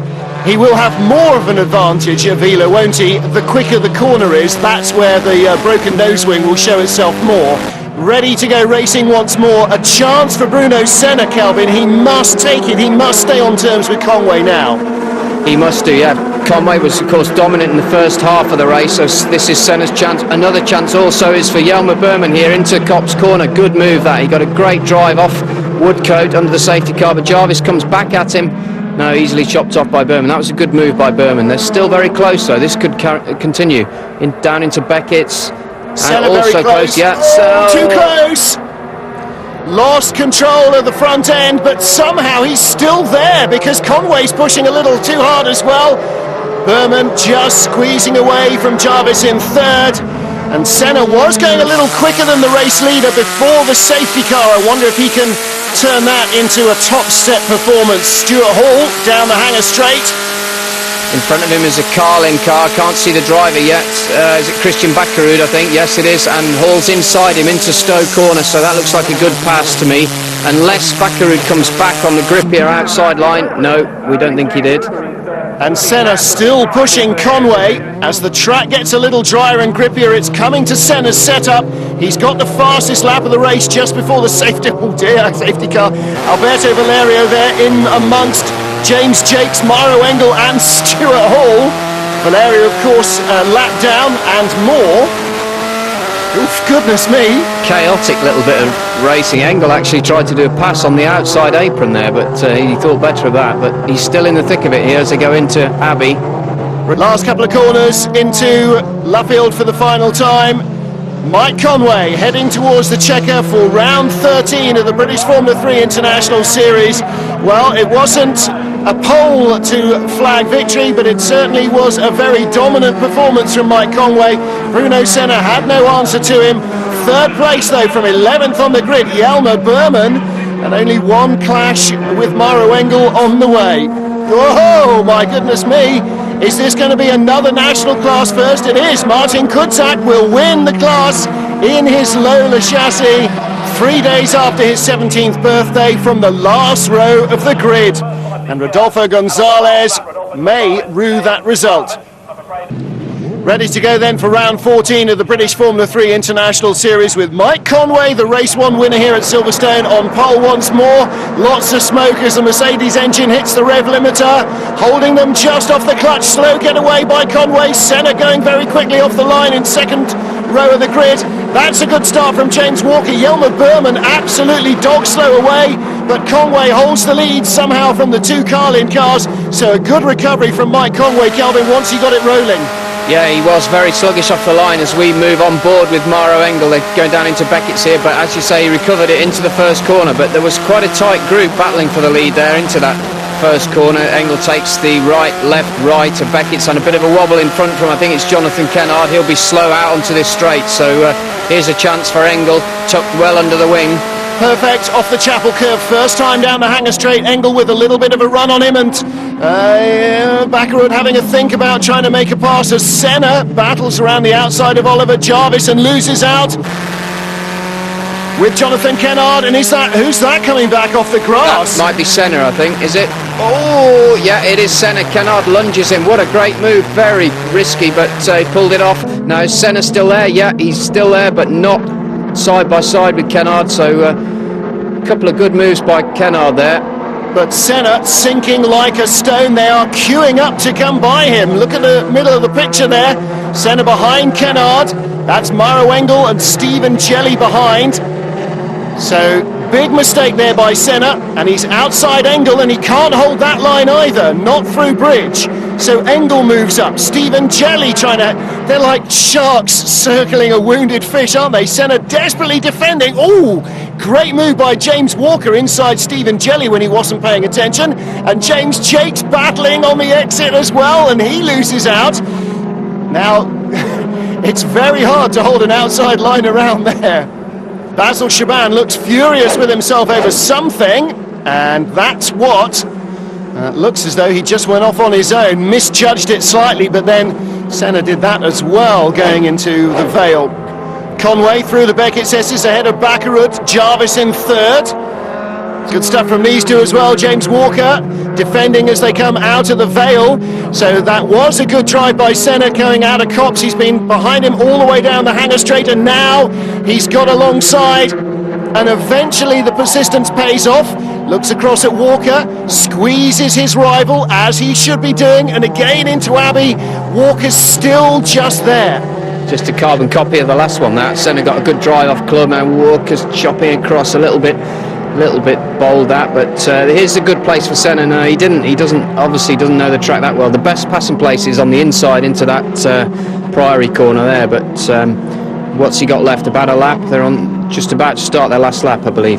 Yeah, leaders on the last lap now, and Bakkerud having a look down the hanger straight, last lap. Well, Maybe last lap into Priory will catch him by surprise, but Mike Conway looks to have this one tied down, and of course that's another factor of not only being a more experienced Formula 3 driver perhaps, but being a more experienced driver of British circuits, although I guess not too many of them race on the Silverstone Grand Prix circuit very often in the younger formulae, but certainly at other tracks, drivers like Conway and like Walker perhaps have more advantage than the incomers like Bruno Senna. Christian Backerud, well, second in the opening race weekend, one of the races at Alton Park, his best performance of the season. He'll match that here. Since then, he seems to have magnets fitted that just attract Formula 3 cars to him, and he's been in almost every other incident throughout the season, but back on form, and he'll be really very pleased indeed to have been within snatching distance of this win. Not perhaps quite as pleased as Mike Conway, who has held him off all the way through. And Backerud has certainly been very persistent in his attempts to get by, although he's never really had a major lunge. Final corner, checkered flag, Mike Conway wins again. 2 wins at Silverstone. Very, very impressive, very, very important. But equally important, Bruno Senna has got to learn from this experience. He's got to be able to add this to his data banks as he comes across the line, still behind James Walker in 8th position. Not the weekend he wanted. National class winner once more will be Rodolfo Gonzalez from pole position in the category. Avoided all the dramas that beset him in the first wet race, and that title edging ever closer.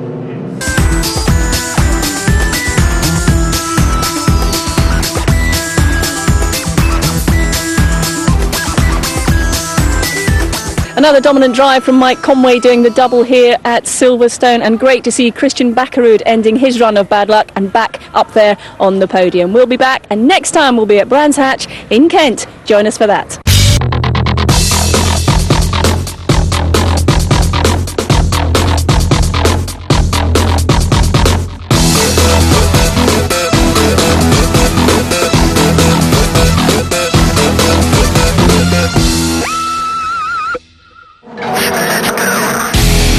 Silverstone last time proved to be a big challenge for the drivers, for some though more than others. So we move on from Silverstone to another classic Grand Prix track, Brands Hatch, for rounds 15 and 16 of the British Formula 3 International Series. Now the circuit is around 2.5 miles long and is proving quite a challenge for some as it makes its way through the beautiful Kent countryside. Cars on a bright sunlit grid at Brands Hatch.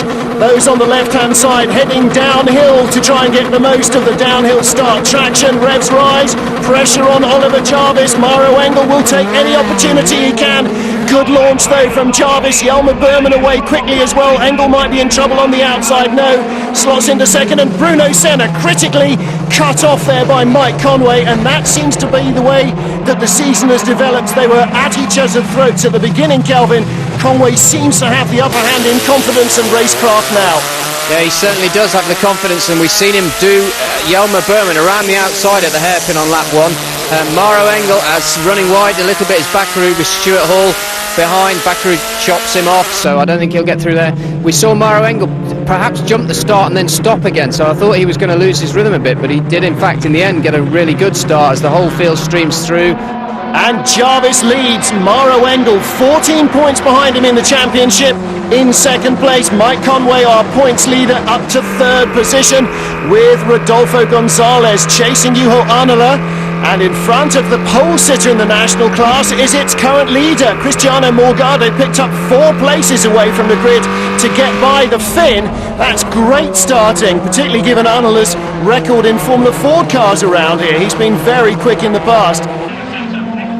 So Oliver Jarvis then with the race lead, and his nemesis will be Mike Conway. How much can he close in from third place? Particularly, how can he tow Bruno Senna along behind Jelmer Berman? Senna down there in 5th place. Conway seems to be breaking away though, Kelvin. Yeah, I'd certainly expect to see Conway be able to close that gap as they file through Paddock Hill Bend. Impressing me a lot is Mauro Engel, who I don't think will have driven this circuit very much, and it is a very difficult driver's circuit, and he's sat there confidently in second place again. We're on board with Berman, in front of him Conway, who slots it in well through Graham Hill Bend there, Berman.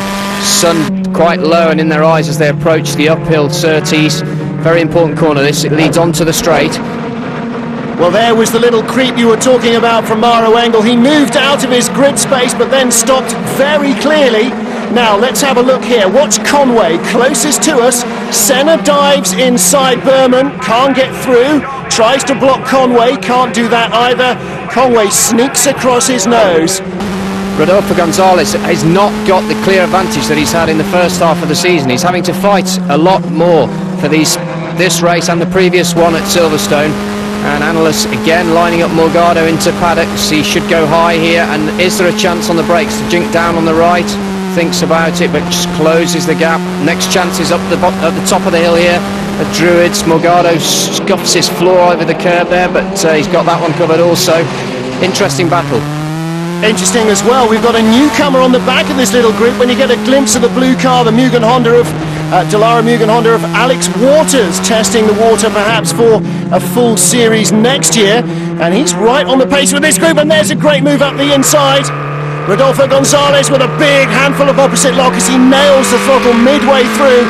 Just couldn't quite get the grip, he was offline, and all the grip was with Juho Arnola. And this is turning into a bit of a Formula Ford race for the national class lead. Out front they are really stringing out though, representing their qualifying pace, and that's a bit of a disappointment. It's such a fabulous circuit this, not to see them wheel to wheel with each other is just a little bit of a disappointment, particularly given such fabulous viewing weather. Big crowd here at Brands Hatch, looking better than it has done for many years. So here we are, drops the clutch, quite a lot of wheel spin from Arnola. He immediately moves to the right to defend, and that's the reason why, because sneaking through on his inside is Carl Reindler. Now these two came together at Silverstone, so Reindler will be glad of that.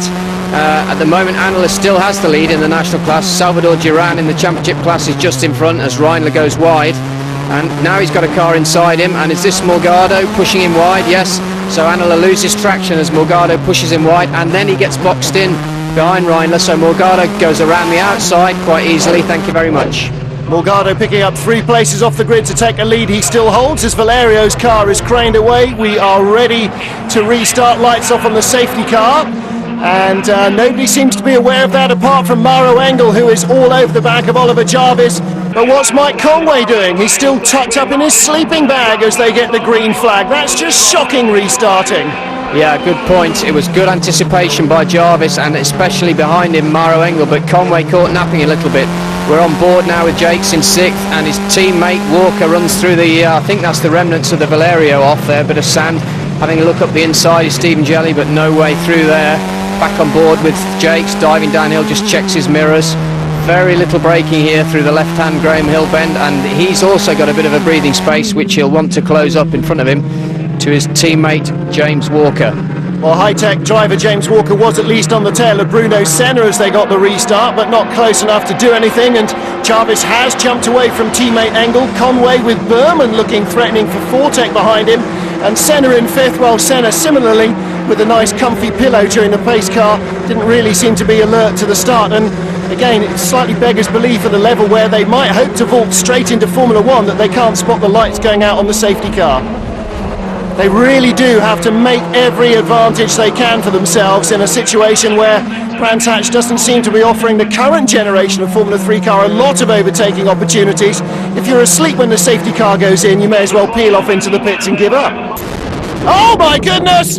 That's a huge shunt. Rodolfo Avila this is. He's gone off very heavily indeed down into Dingle Dell, and that will bring out the safety car, if not the red flag. Oliver Jarvis leading Maro Engel as Avila shunts very heavily indeed. Well, as I was saying, between Conway and Senna, huge points gap. I mean, 2 full weekends Conway can miss, and still they'll only draw level, one of them, if they win everything there is to win. I mean, that's a remarkable place to be for him. It's a great position for him, and of course that will give him a great deal of confidence going into every race. Driving well all weekend here, Jarvis, but let's see what the result of that accident is, whether we get safety car. Jarvis for the time being needs to keep his head down, keep the concentration, and it's at the corner after this as we pass Keiko Ihara's stranded car. The next corner I think is where the accident is. Yellow flags waved. So through Westfield, and he's lost it there and gone across the grass and into the barriers very heavily indeed. And red flags are out. Well, it was only a matter of time, really, and that's to allow the medical crews to get to him just to make sure he is 100% okay. Well, he's out of the car, the driver from Macau, but he already had some of his teammates' bodywork on because he's had a couple of incidents already this weekend. And so perhaps not the way he'd want to have done it, seeing the checkered flag, but Cristiano Morgado will get his first win. Oliver Jarvis will take his second. And that puts him into second in the championship ahead of Bruno Senna, and that will now be his focus. Jarvis and Engel 1-2 for Carlin, Conway in third, Senna fifth, and Cristiano Morgado claims his first race win. Oliver, what does that win mean to you? It means a lot, to be honest, yes. You know, we won at, Mondello now, seems a long while ago, but, you know, to show we're still on the pace and we're still fighting for wins, and a strong team performance is superb for Carling. It seemed as if you had it very much under control. Yeah, you know, just controlled the pace. I could have pulled away any time. Just want to keep a constant lead and, you know, not make any mistakes.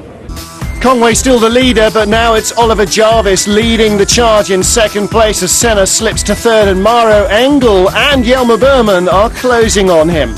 Our national class leader is still Rodolfo Gonzalez, but finally the bridesmaid becomes the bride. Cristiano Morgado wins a race. Juha Anala hot on his heels in third.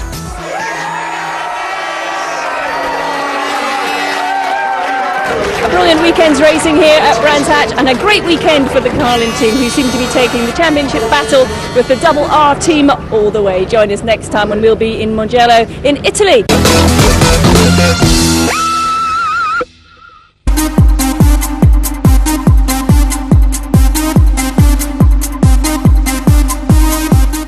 So could Mike Conway wrap up the championship here in Mugello this weekend? Well, he starts in third position on the grid. He's got it all to do. The man that's going to make it difficult for him is Oliver Jarvis, and he's in pole position. He'll be keeping the pressure on. The weather, well, it's been quite unpredictable. It's been raining, now it's dry. Here's Martin with the grid. Thanks, Diana. Here's how they line up for round 17 of the Lloyds TSB Insurance British Formula 3 International Series. And all Carlin front row headed up by Oliver Jarvis. His third pole, first front row appearance though for his teammate Christian Bakkerud. And Carlin have got three of the top four cars. Points leader Mike Conway, the Double R fly in the ointment, in third ahead of Mauro Engel. Jelmer Berman, like Engel, will be hoping perhaps for rain this weekend from fifth. Stephen Jelly lines up alongside him. All high-tech row four with the Jameses. Walker ahead of Jakes by 0.03 of a second. Their teammate Salvador Duran is ninth ahead of first-time top 10 man Alberto Valerio. His compatriot Bruno Senna is in 11th position though. So cars on the grid under dry conditions, but threatening skies and damp patches out on the track as well. Now then, this might well be very vital. Look at Christian Bakkerud aiming across towards the side that the poleman starts on as they get away. Bakkerud trying to shut out Mike Conway. Conway between the Carlin cars. Here comes Mauro Engel as well. Three Carlin cars abreast. Mike Conway is the meat in the sandwich as we rush down to the first corner. On this might be the championship decided. No, they seem to be through safely. Mauro Engel spins. Here he comes. Conway's off. Trying to avoid him now. Keep the foot in across the gravel. It's very wet, which means the gravel should be compacted. There's another 3 or 4 cars out there. There is Rodolfo Gonzalez. There is James Walker. And there is our leader, Christian Bakkerud from Oliver Jarvis. Jelmer Berman under pressure for third from Stephen Jelly. Big lock-up from Jarvis in second. He must have found some water. Damaged left front suspension at the very least for Jonathan Kennard. He's out of the race in the first corner gravel trap. Yeah, just collect all the bits and pieces, give the boys something to do this evening.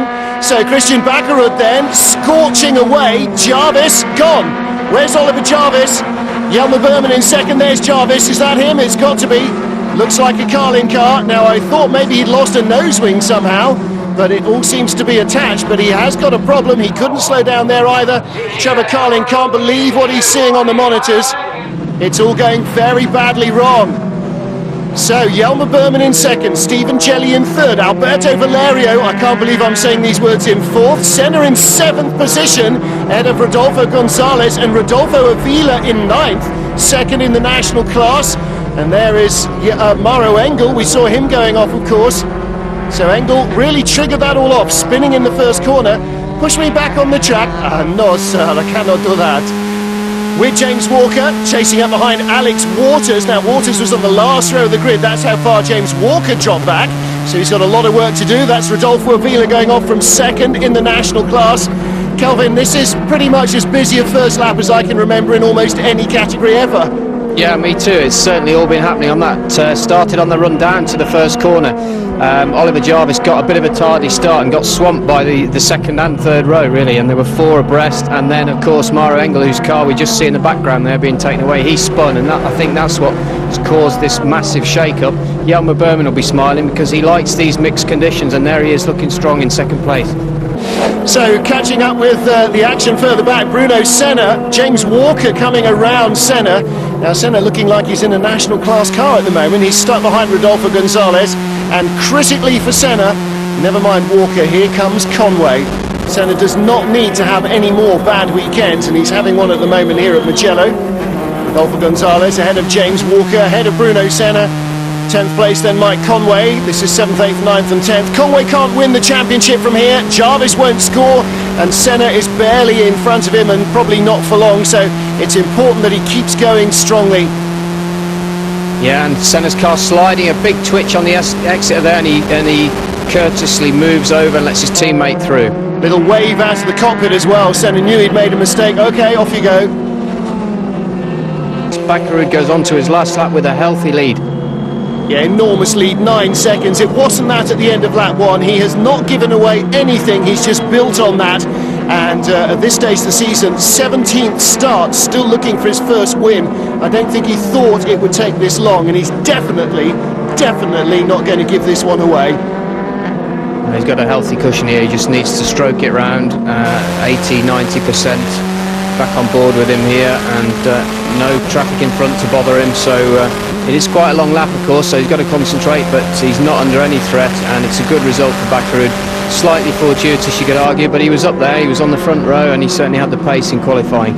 Yeah, he certainly did. He was where he needed to be when it all went wrong, and just managed to escape it on the outside, or possibly triggered it all off from the outside, depending on whether you're him or everyone else. But no, fair dues, he survived the first corner, and now he should survive the last 5.2 kilometres around here at Mugello. And for him this might be a major milestone, touching the Jensen buttons, although he hasn't taken so long to claim his first race win at this level, but it has taken a while.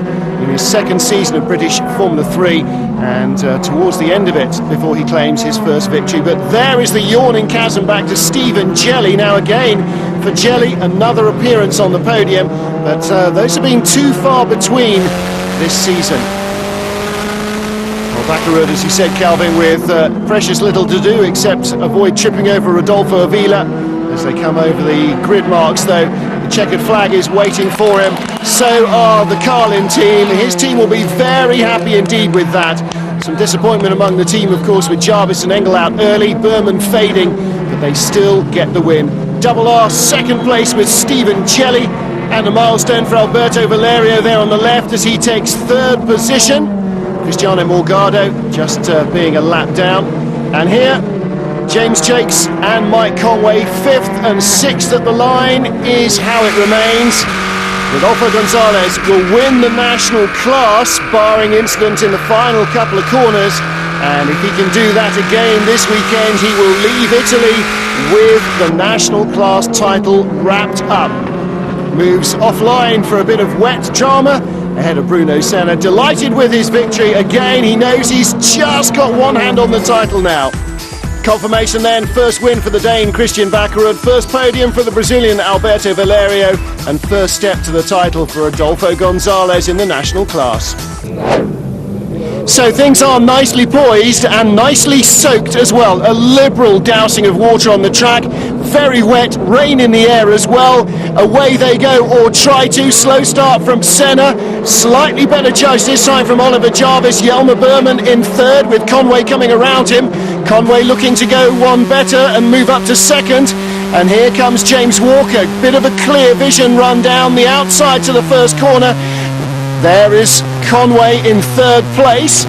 Can he come around the outside? He's finding lots of grip, Kelvin, offline. That's a great start by Walker. Remember, he was 8th or 9th on the grid. I think he was 9th on the grid, and I did see him launch well down the middle of the grid. Conway has a look inside Jarvis and gets a better drive off the corner. The next one's a left-hander though, so if Jarvis is still there, he will have the corner. Has Conway got it? He keeps wide out. Jarvis is back there and pushes Conway onto the grass, and they're going to touch. That was very close, but good driving by Conway. So top three in the championship all together. Bruno Senna leads, Oliver Jarvis second, Mike Conway third, now pouring on speed down the hill, and it looked like Jarvis's car stepped out on him there for a moment. Conway closes again, and Senna is starting to use some of those family genes as he digs deep in the wet weather. Jelmer Berman in fifth behind James Walker, Maro Engel in sixth, but it is all about the top three, Kelvin. Yeah, Senna looking very confident at the moment. Conway driving well. As you said, Jarvis had a bit of a wobble there where Conway was looking down the inside of him, so that'll be interesting to see how that pans out around the rest of lap one. There's a lot of spray here, there's a lot of rain, so these are difficult conditions for these runners. With Rodolfo Gonzalez, don't forget 17th on the grid, is as deep in the danger area as you really do not want to be, and you can hear the car just stepping away from him as he gets onto the throttle. And the visibility for the driver is very little better than you can see from the TV camera either. Bruno Senna, probably the only man who can really see where he's going at all. Oliver Jarvis with Mike Conway somewhere in the ball of spray behind him. As Conway moves out for a bit of visibility, he'll see where he is. But at the moment, all we can see is James Walker in fourth, trying to give himself a bit of visibility with Jelmer Berman behind in that spray ball. Yeah, this is really quite wet, and is Jarvis going wide here? Conway invites his nose inside, but Jarvis gets a better drive off the corner. Conway's car snaking a bit under power. Now we're into this sort of left-right section. You can see the river across the track there. Both the cars twitch in the heavy water. Conway running a wide line here, looking for some more grip, and it's certainly give or take conditions here. Easy to drop a wheel off, and of course you're struggling to see where the deep water is, but when you're following the spray of the car in front here. Bruno Senna leads a British Formula 3 race for the first time since Mondello Park at the height of the summer in Ireland. Oliver Jarvis, Mike Conway second and third, which means Conway can't win the title yet. And Jarvis, well, Senna is closing the gap on him for second place. Oh, James Walker! And that is Jelmer Berman. That was the battle for fourth place. All come to grief there. Berman perhaps having a little look down the inside at one of the wide open doors that James Walker has been leaving open with his wide sweeping lines around the circuit. Whatever, they're both out of the race. And Berman rather dangerously poised there as well, I'd suggest. Oof, Walker's climbing out. I did see Berman wave into the marshals. I think he wants to be pushed back on, but he's losing a lot of ground already. Walker gives him an applause, so I guess there's something that James didn't approve of. That's a sarcastic applause. I guess Berman touched him in going into that corner. Senna sweeps around with a healthy lead. Jarvis, Conway. Checkered flag for Bruno Senna, a long time. He looks even happier than Christian Baccarat did in race one. After the disappointment of Snetterton, the dramas of Silverstone and Brands Hatch, finally he's back with us. But Christian Baccarat, here we go, having a run. I don't think he's anything like close enough. Jake's getting the drive just where he needed it, off the long last corner. He comes across the line in fifth place, Baccarat in sixth position, but he'll remember this weekend not for the wet, awful race 2, but for his first British Formula 3 win, his first race win at this level. And in the national class, Cristiano Morgado and Lola combine again as a Brands to take victory. Delight for the South African. So confirmation there, Senna, Jarvis, Conway, the top three in reverse championship order. Morgado wins the national class. Bruno, what does it mean to you to be back on that top spot on the podium? It means everything. I was wishing I would have 2 wins here and get ahead of Oliver in the championship, but the weekend wasn't going according to plan. We had plenty of troubles. Gladly the rain came, and then the difference narrowed, and I could overhaul everybody, and I proved that in the race. I started second. I just had much more pace than everybody else. When Oliver was catching me up during the race, I was just cruising really. And then Boyle was telling me on the radio, yeah, you should push. Then I started pushing, and the gap increased again by a lot. And he was close to the limit, but not qualifying.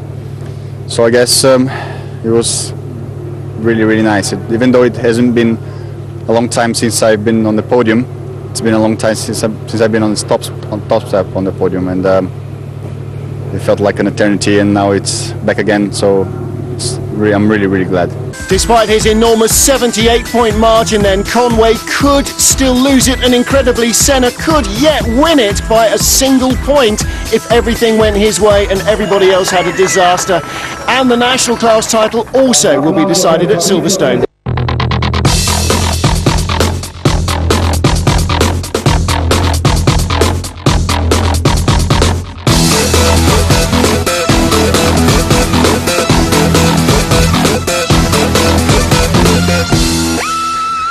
After the fun in Tuscany, we're back on home soil for rounds 19 and 20 of the British Formula 3 International Series. We're here at Silverstone for the second time this year, and we're on the cracking international circuit.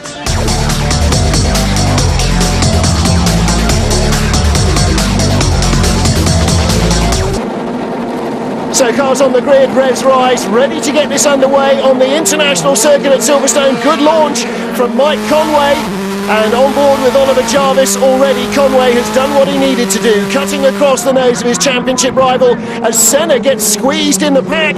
He was dropped behind Jelmer Berman, and it looked like Christian Backerud had got ahead of him, and that's very bad news for the Brazilian driver, and he's just ahead of Stephen Jelley. But Kelvin, look at Mike Conway spearing away here ahead of the Carlin twins.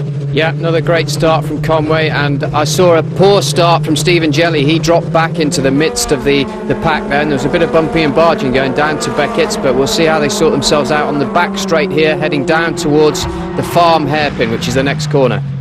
Rodolfo Villa made up a couple of positions past Alex Waters and Keiko Ihara right at the back of the field. Here we are with the Japanese girl, long way offline, looking to make up some ground on the exit perhaps. Careful of those curves. Oh no! National class champion-elect Rodolfo Gonzalez goes round.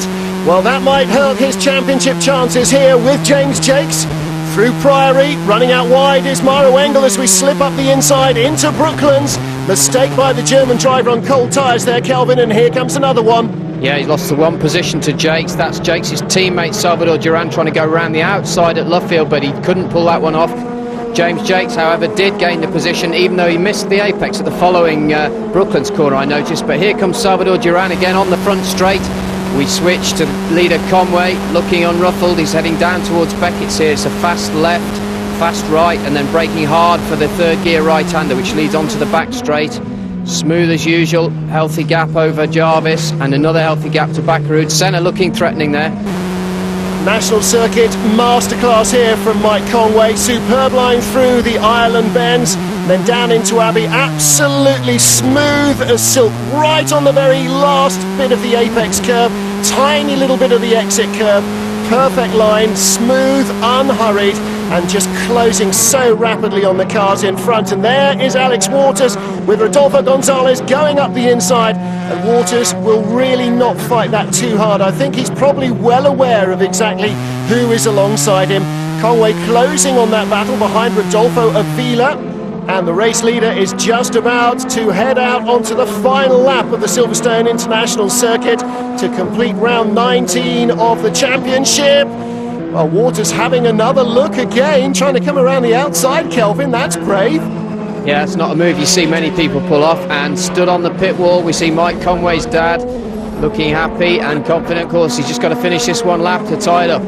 I tell you, I can't imagine how proud he must be feeling at the moment, but maybe the smile says it all. Christian Backerud, Bruno Senna, and Jelmer Berman got by Stephen Jelley, closing up on Senna to try and make a last lap lunge for fourth, maybe.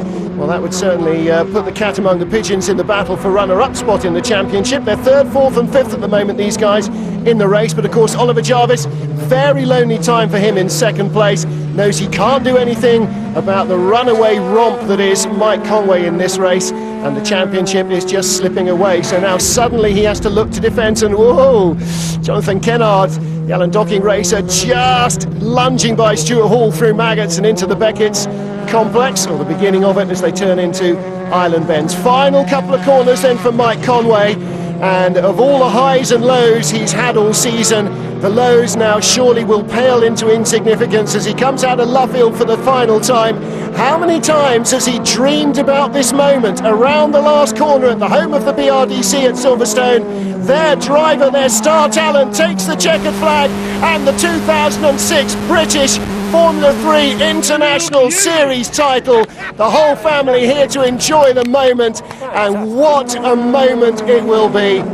Well, behind, Christian Backerud third, Senna fourth, Berman fifth, and the rest of them. But the national class title is also going to be decided. He did everything he could. Cristiano Morgado qualified on pole. He's going to win the race, but in the end, like the championship class, it was all about trying to hold back an unstoppable tide. And in this case, Rodolfo Gonzalez has done everything he needs to do as well. As Morgado takes the victory, Gonzalez again will come around the infield section and out of Luffield for the final time at perhaps one of the most evocative British circuits, Silverstone, to take the British title. And how many other South American drivers have done that in both classes and gone on to great things thereafter. He wins the title for 2006. He is the national class champion, and again, proud fathers, proud families, and Diana's in among them with Mike Conway Sr. Michael, many congratulations. How do you feel? Oh, I feel sick, I have to say.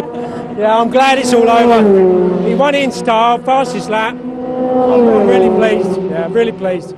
So hopefully let's have some celebrations. I mean, he's had quite a year, hasn't he? He's really been under a fair bit of pressure, but he's pulled through. Yeah, we had a bit of a funny start to the year. It was a bit strange when we expected it to be a lot stronger, but he showed his mettle and he stayed through right to the very end, and I'm now going to celebrate. There's a man in the very early stages of a major hangover. Ian Woosnam eats your heart out. Well, if Mike Conway Sr. is happy, what about the boy? Mike, many congratulations. How does it feel to be the 2006 champion? Pretty speechless at the moment. Had tears in my eyes the whole lap coming in. Yeah, it just feels fantastic. I'd just like to thank everybody. You know, the team for doing a fantastic job. My sponsors, Toshiba, Clarendon, Armourfen, THV and Stingray for doing a fantastic job, and SRO for bringing me a great championship. Yeah, I don't know what else to say, just feel really happy. So what are you going to do to celebrate? I've got to win another race yet, so I'll see you later. Rodolfo, many congratulations. How do you feel tying it up today? Yeah, fantastic.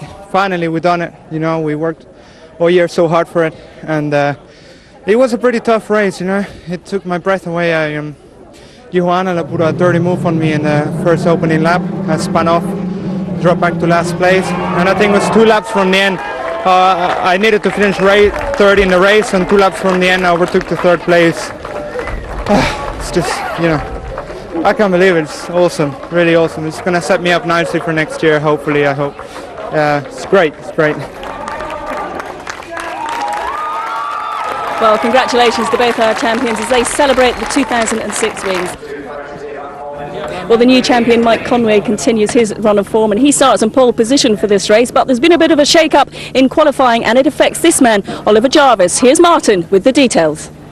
That's right, Diana. 10th pole position of the season for Mike Conway. No dramas there. Bruno Senna on the outside the front row of the grid has a great opportunity to close the gap on Jarvis, because Jarvis should be lining up in 3rd. He's not. Stephen Jelly's on the inside of row 2 with Jelmer Berman alongside. For speeding in the pit lane, Jarvis lost his top time, and he's now only 5th on the grid. James's Walker and Jakes again 6th and 7th. This time it's Walker ahead of his teammates, with Mauro Engel in 8th place ahead of teammate Christian Backerud, and Stuart Hall appearing in the top 10. National pole, Rodolfo Gonzalez. He lost his fastest lap, but his 2nd fastest lap was still good enough to beat everyone else. Ready for round 20 of the British Formula 3 International Series then. Revs rise, Mike Conway, Bruno Senna, the Mercedes R Racing teammates on the front row of the grid, with Stephen Jelly again getting away slowly in 3rd. Jelmer Berman going one side, Oliver Jarvis going the other. Looking back from our pole sitter, beautiful sky overhead. There is Senna. He'll take 2nd, but only just as Jarvis tries to squeeze him into the first corner. They're safely through Copse as we ride with Stuart Hall. Got the line slightly better at the end of the first race, but there's nearly 3 abreast in front of him. Through Maggots, braking hard into Beckett's and sweeping through the corners named after Innis Island, and just as well he's tied up the title, because Rodolfo Gonzalez makes another first lap beginner's mistake. Goodness me, Kelvin. Yeah, I think he touched wheels with somebody there. He probably clipped the back wheel of I don't know which driver it was, but the car obviously just in front of him. And the midfield pack here, chopping and changing. Salvador Duran runs wide, gives up the place to Stuart Hall, and they're all snaking about a bit on cold tyres here, which we also saw in race 1. I don't know if they're taking longer to get up to temperature today, but a lot of moving around on the chassis. Late in the afternoon as well, of course. That's why the evening sun is going down, and that's just helping the track temperature stay low. Maro Engel trying to get back inside the Mexican driver. Can't quite manage to get by him. So lost one place to Stuart Hall, but he still hangs on there, Duran. Duran in 10th. This is the battle for 4th. Jelmer Berman ahead of Stephen Jelly. James Jakes ahead of James Walker. Then Christian Backerud ahead of Stuart Hall, with whom we ride now. Rodolfo Gonzalez in the pit lane as well. Now, probably as a result of that first lap bounce up into the air. Let's take a look from his onboard, see how it happened. Well, yes, it was first time down to the braking area at Beckett, and Gonzalez got a good drive out off the Copse corner. You see that's Jonathan Kennard weaving slightly in front of him, but he doesn't need to fight him too hard. Now they're into the braking area. He runs wide onto the grass, and the curb seemed to catch the underneath of the car, and the air got under it and lifted. Now that car could be damaged underneath, and they're very low ride height, these cars run, and it seems like he hit the tub, the chassis, very hard on that curb. It could be damaged. And that leaves Cristiano Morgado out front in the national class, romping away to a double race win perhaps. For the final time at Silverstone in 2006, the champion takes the checkered flag, and once more Double R won to it as they come home with Bruno Senna in second place. The championship is decided. The battle for second goes to the final races at Thruxton. James Jakes across the line in 5th position. And last lap sort out. Jonathan Kennard versus Alberto Valerio. Kennard back down the inside. That possibly wasn't the most gentlemanly move we've ever seen there, but racing's rubbing, and the last corner of the last lap is always the place for a bit of a final sort out. Well, Kennard won't be especially proud of that, but it did get the job done, and Valerio will finish the race in the pit lane. After the retirement of Cristiano Morgado, Juho Annela took up the running in the national class, and right behind Keiko Ihara, here he comes to take his 3rd win of the season. After Poe and Snetterton, he wins on the Silverstone National Circuit. So confirmation there, Mike Conway's 3rd double race winning weekend after Poe and the Silverstone Grand Prix circuit. Juho Annela winning the national class.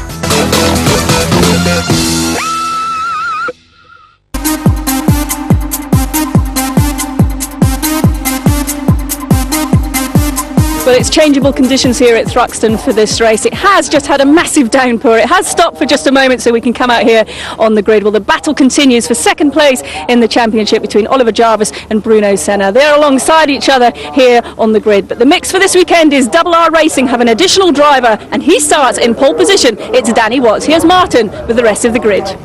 Yes, thanks, Diana. Things didn't go according to plan for Double R. Danny Watts was supposed to tow Bruno Senna round to pole. As it is, they line up 1st and 3rd after Senna's engine problem.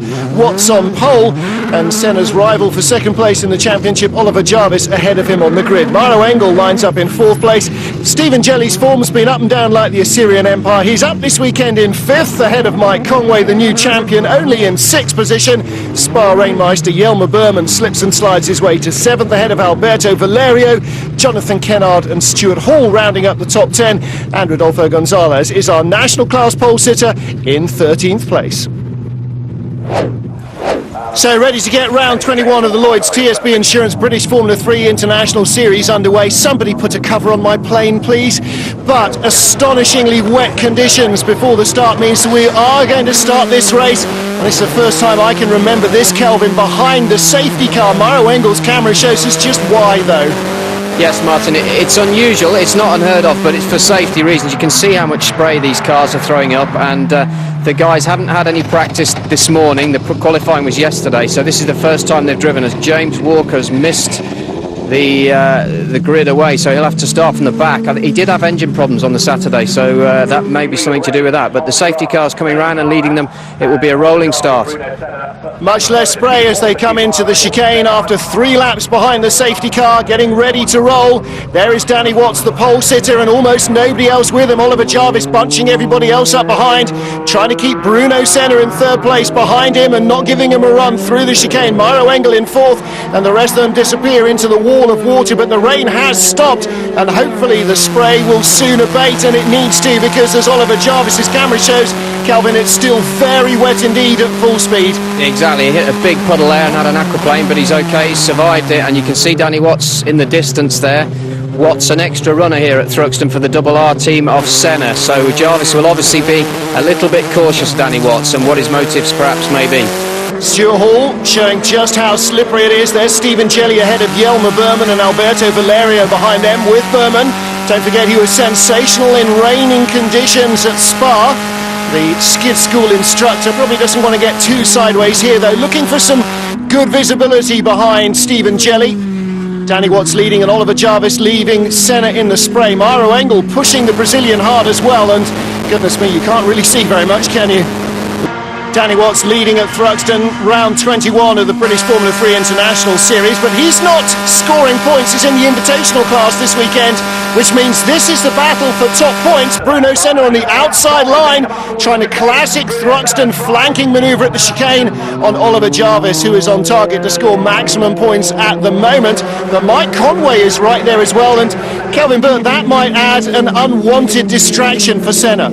Exactly, we wonder what conversation went between the two as we're on board with Jelmer Berman, whether Conway will indeed have a go at Senna or whether he's just going to ride shotgun and protect his rear, so to speak. But Berman, a man on the move, he likes wet weather conditions. There he is lunging Conway. I don't think he's going to get through here, but he's aggressive in the wet and he's confident in the wet, and he's the one to watch, I think. Yeah, it certainly showed huge amounts of courage, ballsy, we heard the circuit described as earlier, and he was certainly that going around the outside of Stephen Jelly. Oh dear, oh dear, oh dear. Well, James Jake's off track there and in the puddles. James Walker started from the pit lane, so not a good weekend so far for High-Tech. In fact, they all are as Berman gets on the grass at 135, 140 miles an hour, and somehow holds on to it. That is great car control as well. Well recovered. What he did there is what you should do in that situation, which is nothing. Don't steer, don't brake. A lot of drivers will yank the steering and that'll spin the car around. So he very gingerly, carefully brought it back and recovered it. Good pretend driving. You haven't noticed. It'll all be all right. Oh, Conway around the outside of Senna. Could be tears. So often is at Thruxton, and here comes Berman. He's going to do Senna as well. The Brazilian hits some standing water. Massive tail slide. That means loads of wheel spin, and Berman's got the place, surely. Big puddle on the inside there, but he'll go through, and again at the chicane. That's Christian Backerud being dumped down the order by Jonathan Kennard, and again Backerud finds that water on the exit. So in all of that, Bruno lost 2 places, and Stephen Jelly, his other teammate, is right behind him. He's not having a good time, is he? No, let's see what happens here with Jelly, but Conway lunged him, and I don't know what Kennard too quick into the chicane. Yeah, keep going, keep going. He's cutting across. He's going to have to. There's no going back from there unless you turn around and go the wrong way. So we're on board with Jarvis then, just going through Church, the fastest corner on the circuit, and there's the battle for 3rd place. Conway, Jelmer Berman still looking the man likely, and they're lapping the Japanese lady, Keiko Ihara. Shouldn't be too much problem for Watts. See if Jarvis gets through as well. He does, yeah. In fact, they're all trying to get through. Yeah, she's going to have to stop and just have a cigarette break while they all queue up to go through. Yeah, good opportunistic driving once more, though, by the chasing pair. They close down Jarvis a little bit there. And Jelmer Berman, as you say, is certainly the man most likely to... It's win or crash time for him. He's really pushing the envelope of performance of his Delaris chassis right to the ragged edge. Alex Waters in front. He'll be the next car they catch. And Berman again looking for a move. Right behind Mike Conway. Here we go, riding once more with the Dutch driver. Conway got a good drive out of that chicane, so he's going away a bit through this first corner. You see the big puddles on the inside, and all the cars are all moving a lot. It's a great demonstration of car control, this, because they're all sliding around a bit, and Berman's having a go on the brakes here. He's a long way back. Will he carry this one off? He's through, he's through. Well, he's alongside. Road goes back in favour of Conway. Was there a touch? I think there might just have been, but Berman and Conway both being very brave there.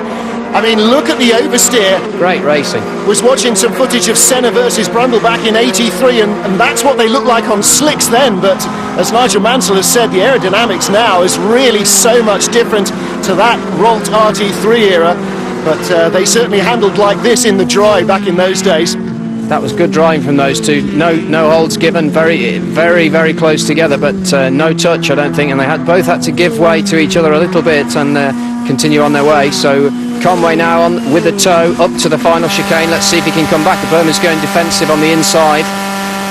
And then moving back out onto the racing line to try and defend against Conway around the outside. Now, this is one of the areas that dries most on the racing line. And again, contact! And Berman does come off the curbs, but clatters Conway. Senna gets held up. Jelly goes by. Jelly picks up 1, 2, 3 places. Senna gets 2. And Berman is left stranded in the middle of the road. Everybody coming towards him. That's not a nice place to be, because those polystyrene barriers will be hiding him from the oncoming drivers till the last possible moment. Yeah, it's fairly low speed there, but he's right on the line, and it's a very narrow corner. Senna has a big oversteer into the complex, and I think I saw Conway, although he drove away, his car looked damaged. I don't know if it had a puncture or rear suspension damage, but it seemed to limp away. Yeah, there he is. Yeah, I think that's testimony to that. Look, the left front wheel not on the ground at all, and that's not just how rough the ground is. I think you're right, it's collapsed at the back.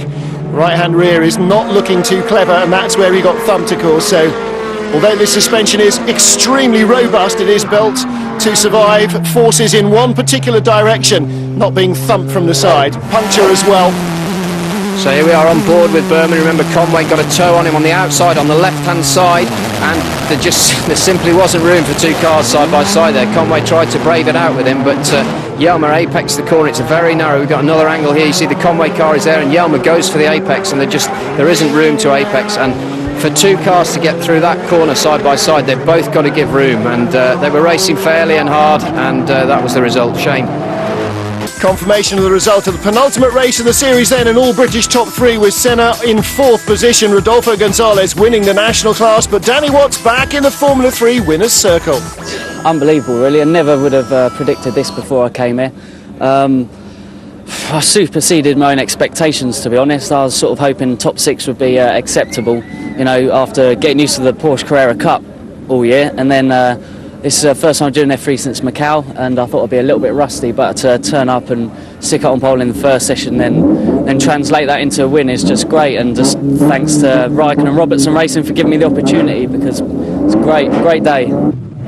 Well, it's pretty dry at the start line for round 22, the final race in the British Formula 3 International Series. Revs rise, Mauro Engel ready to go from pole. No, I can't believe it. Last start of the year and he's fluffed it. Gets the car keyed on the button and away it goes now, but he's lost at least 10 places away from the grid. Yelmer Berman then. Now what can he do? Alberto Valerio in front, the yellow stripe on the blue car, don't forget, on slick tyres. They shouldn't be too bad here, Kelvin. It's not looking like too bad a gamble at all on this part of the track. No, it looks like a good choice to me. There's no spray at all, and he hasn't lost many places yet. We're on board with Stuart Hall. He's on wets. It's an unusual line, is he? Yeah, he's being attacked. I thought he was in a strange... That's the recovering Engel. Shame for him. His engine sounded funny to me, as if it was almost sounded like it was misfiring on the grid, but he managed to get restarted very quickly and hasn't actually lost that many places. But of course, he'd be much happier at the front where he qualified. Yeah, and he'd be much happier away from all this spray as well. Alberto Valerio must be sitting there thinking, oh dear, this might not have been such a clever idea. Oliver Jarvis showing even up Woodham Hill now. See, spray, still spraying. Oh my goodness, and Stephen Jelly. That was a good first lap move. Cold tyres, slippery track. Fantastic stuff. Oh, a big sideways snapper, look at that. Mauro Engel in rallycross territory. I thought Yelmer Berman was having a moment, but nothing compared to the one enjoyed. Perhaps that's not the right word by Mauro Engel. Here come the rest of the field. Dear, oh dear. Oh, Juho Arnola. That's the end of his race, surely. That was bad driving. He paid no attention to those cars are doing 140 miles an hour there, and he just executed a 3-point turn in the middle of the road. He should have a Volvo badge on that car, and really, shouldn't he? So that was very, very close. Juho Arnola surviving that one, but I'm sure he'll need a change of racing overalls. Last lap of the season then, and there is, well, still going, the Brazilian. He's just ahead of James Jakes. Alberto Valerio, but again, what could have been, I think, perhaps, outside the top 6. So out of the complex for the final time. Now, Berman has been so fast around this flat-out part of the circuit last few laps, Kelvin. Yeah, this next right-hand, the Goodwood, is where he has a big lunge and he has a bit of a slide on the way in. He didn't quite keep it in the dry groove there, but all of the cars are struggling for grip. He's actually slower out of there than the Carling cars. I don't think he's close enough to have a go at Jarvis. Breathing space for Oliver Jarvis, and it might just be enough. And what's more, coming up from behind in the number 1 car is Christian Bakkerud. He might be looking to jump Jelmer Berman, but look at the speed of Berman up Woodham Hill. He's going to close. He's going around the outside to try and win the final race of the championship. Jelmer Berman takes the lead. Can he hold it? Yes, he can. Incredible. He gets the lead on the last corner of the last lap of the last race of the season to win at Thruxton. And second place will go to Christian Bakkerud as well. Oliver Jarvis went from first to third from the chicane, and here comes Jonathan Kennard howling up behind James Chates. Everybody scrambling to the line. But what a last gasp victory for Jelmer Berman. I thought Spa was last minute. This was even later. And the national class win goes to Cristiano Morgado, the South African driver.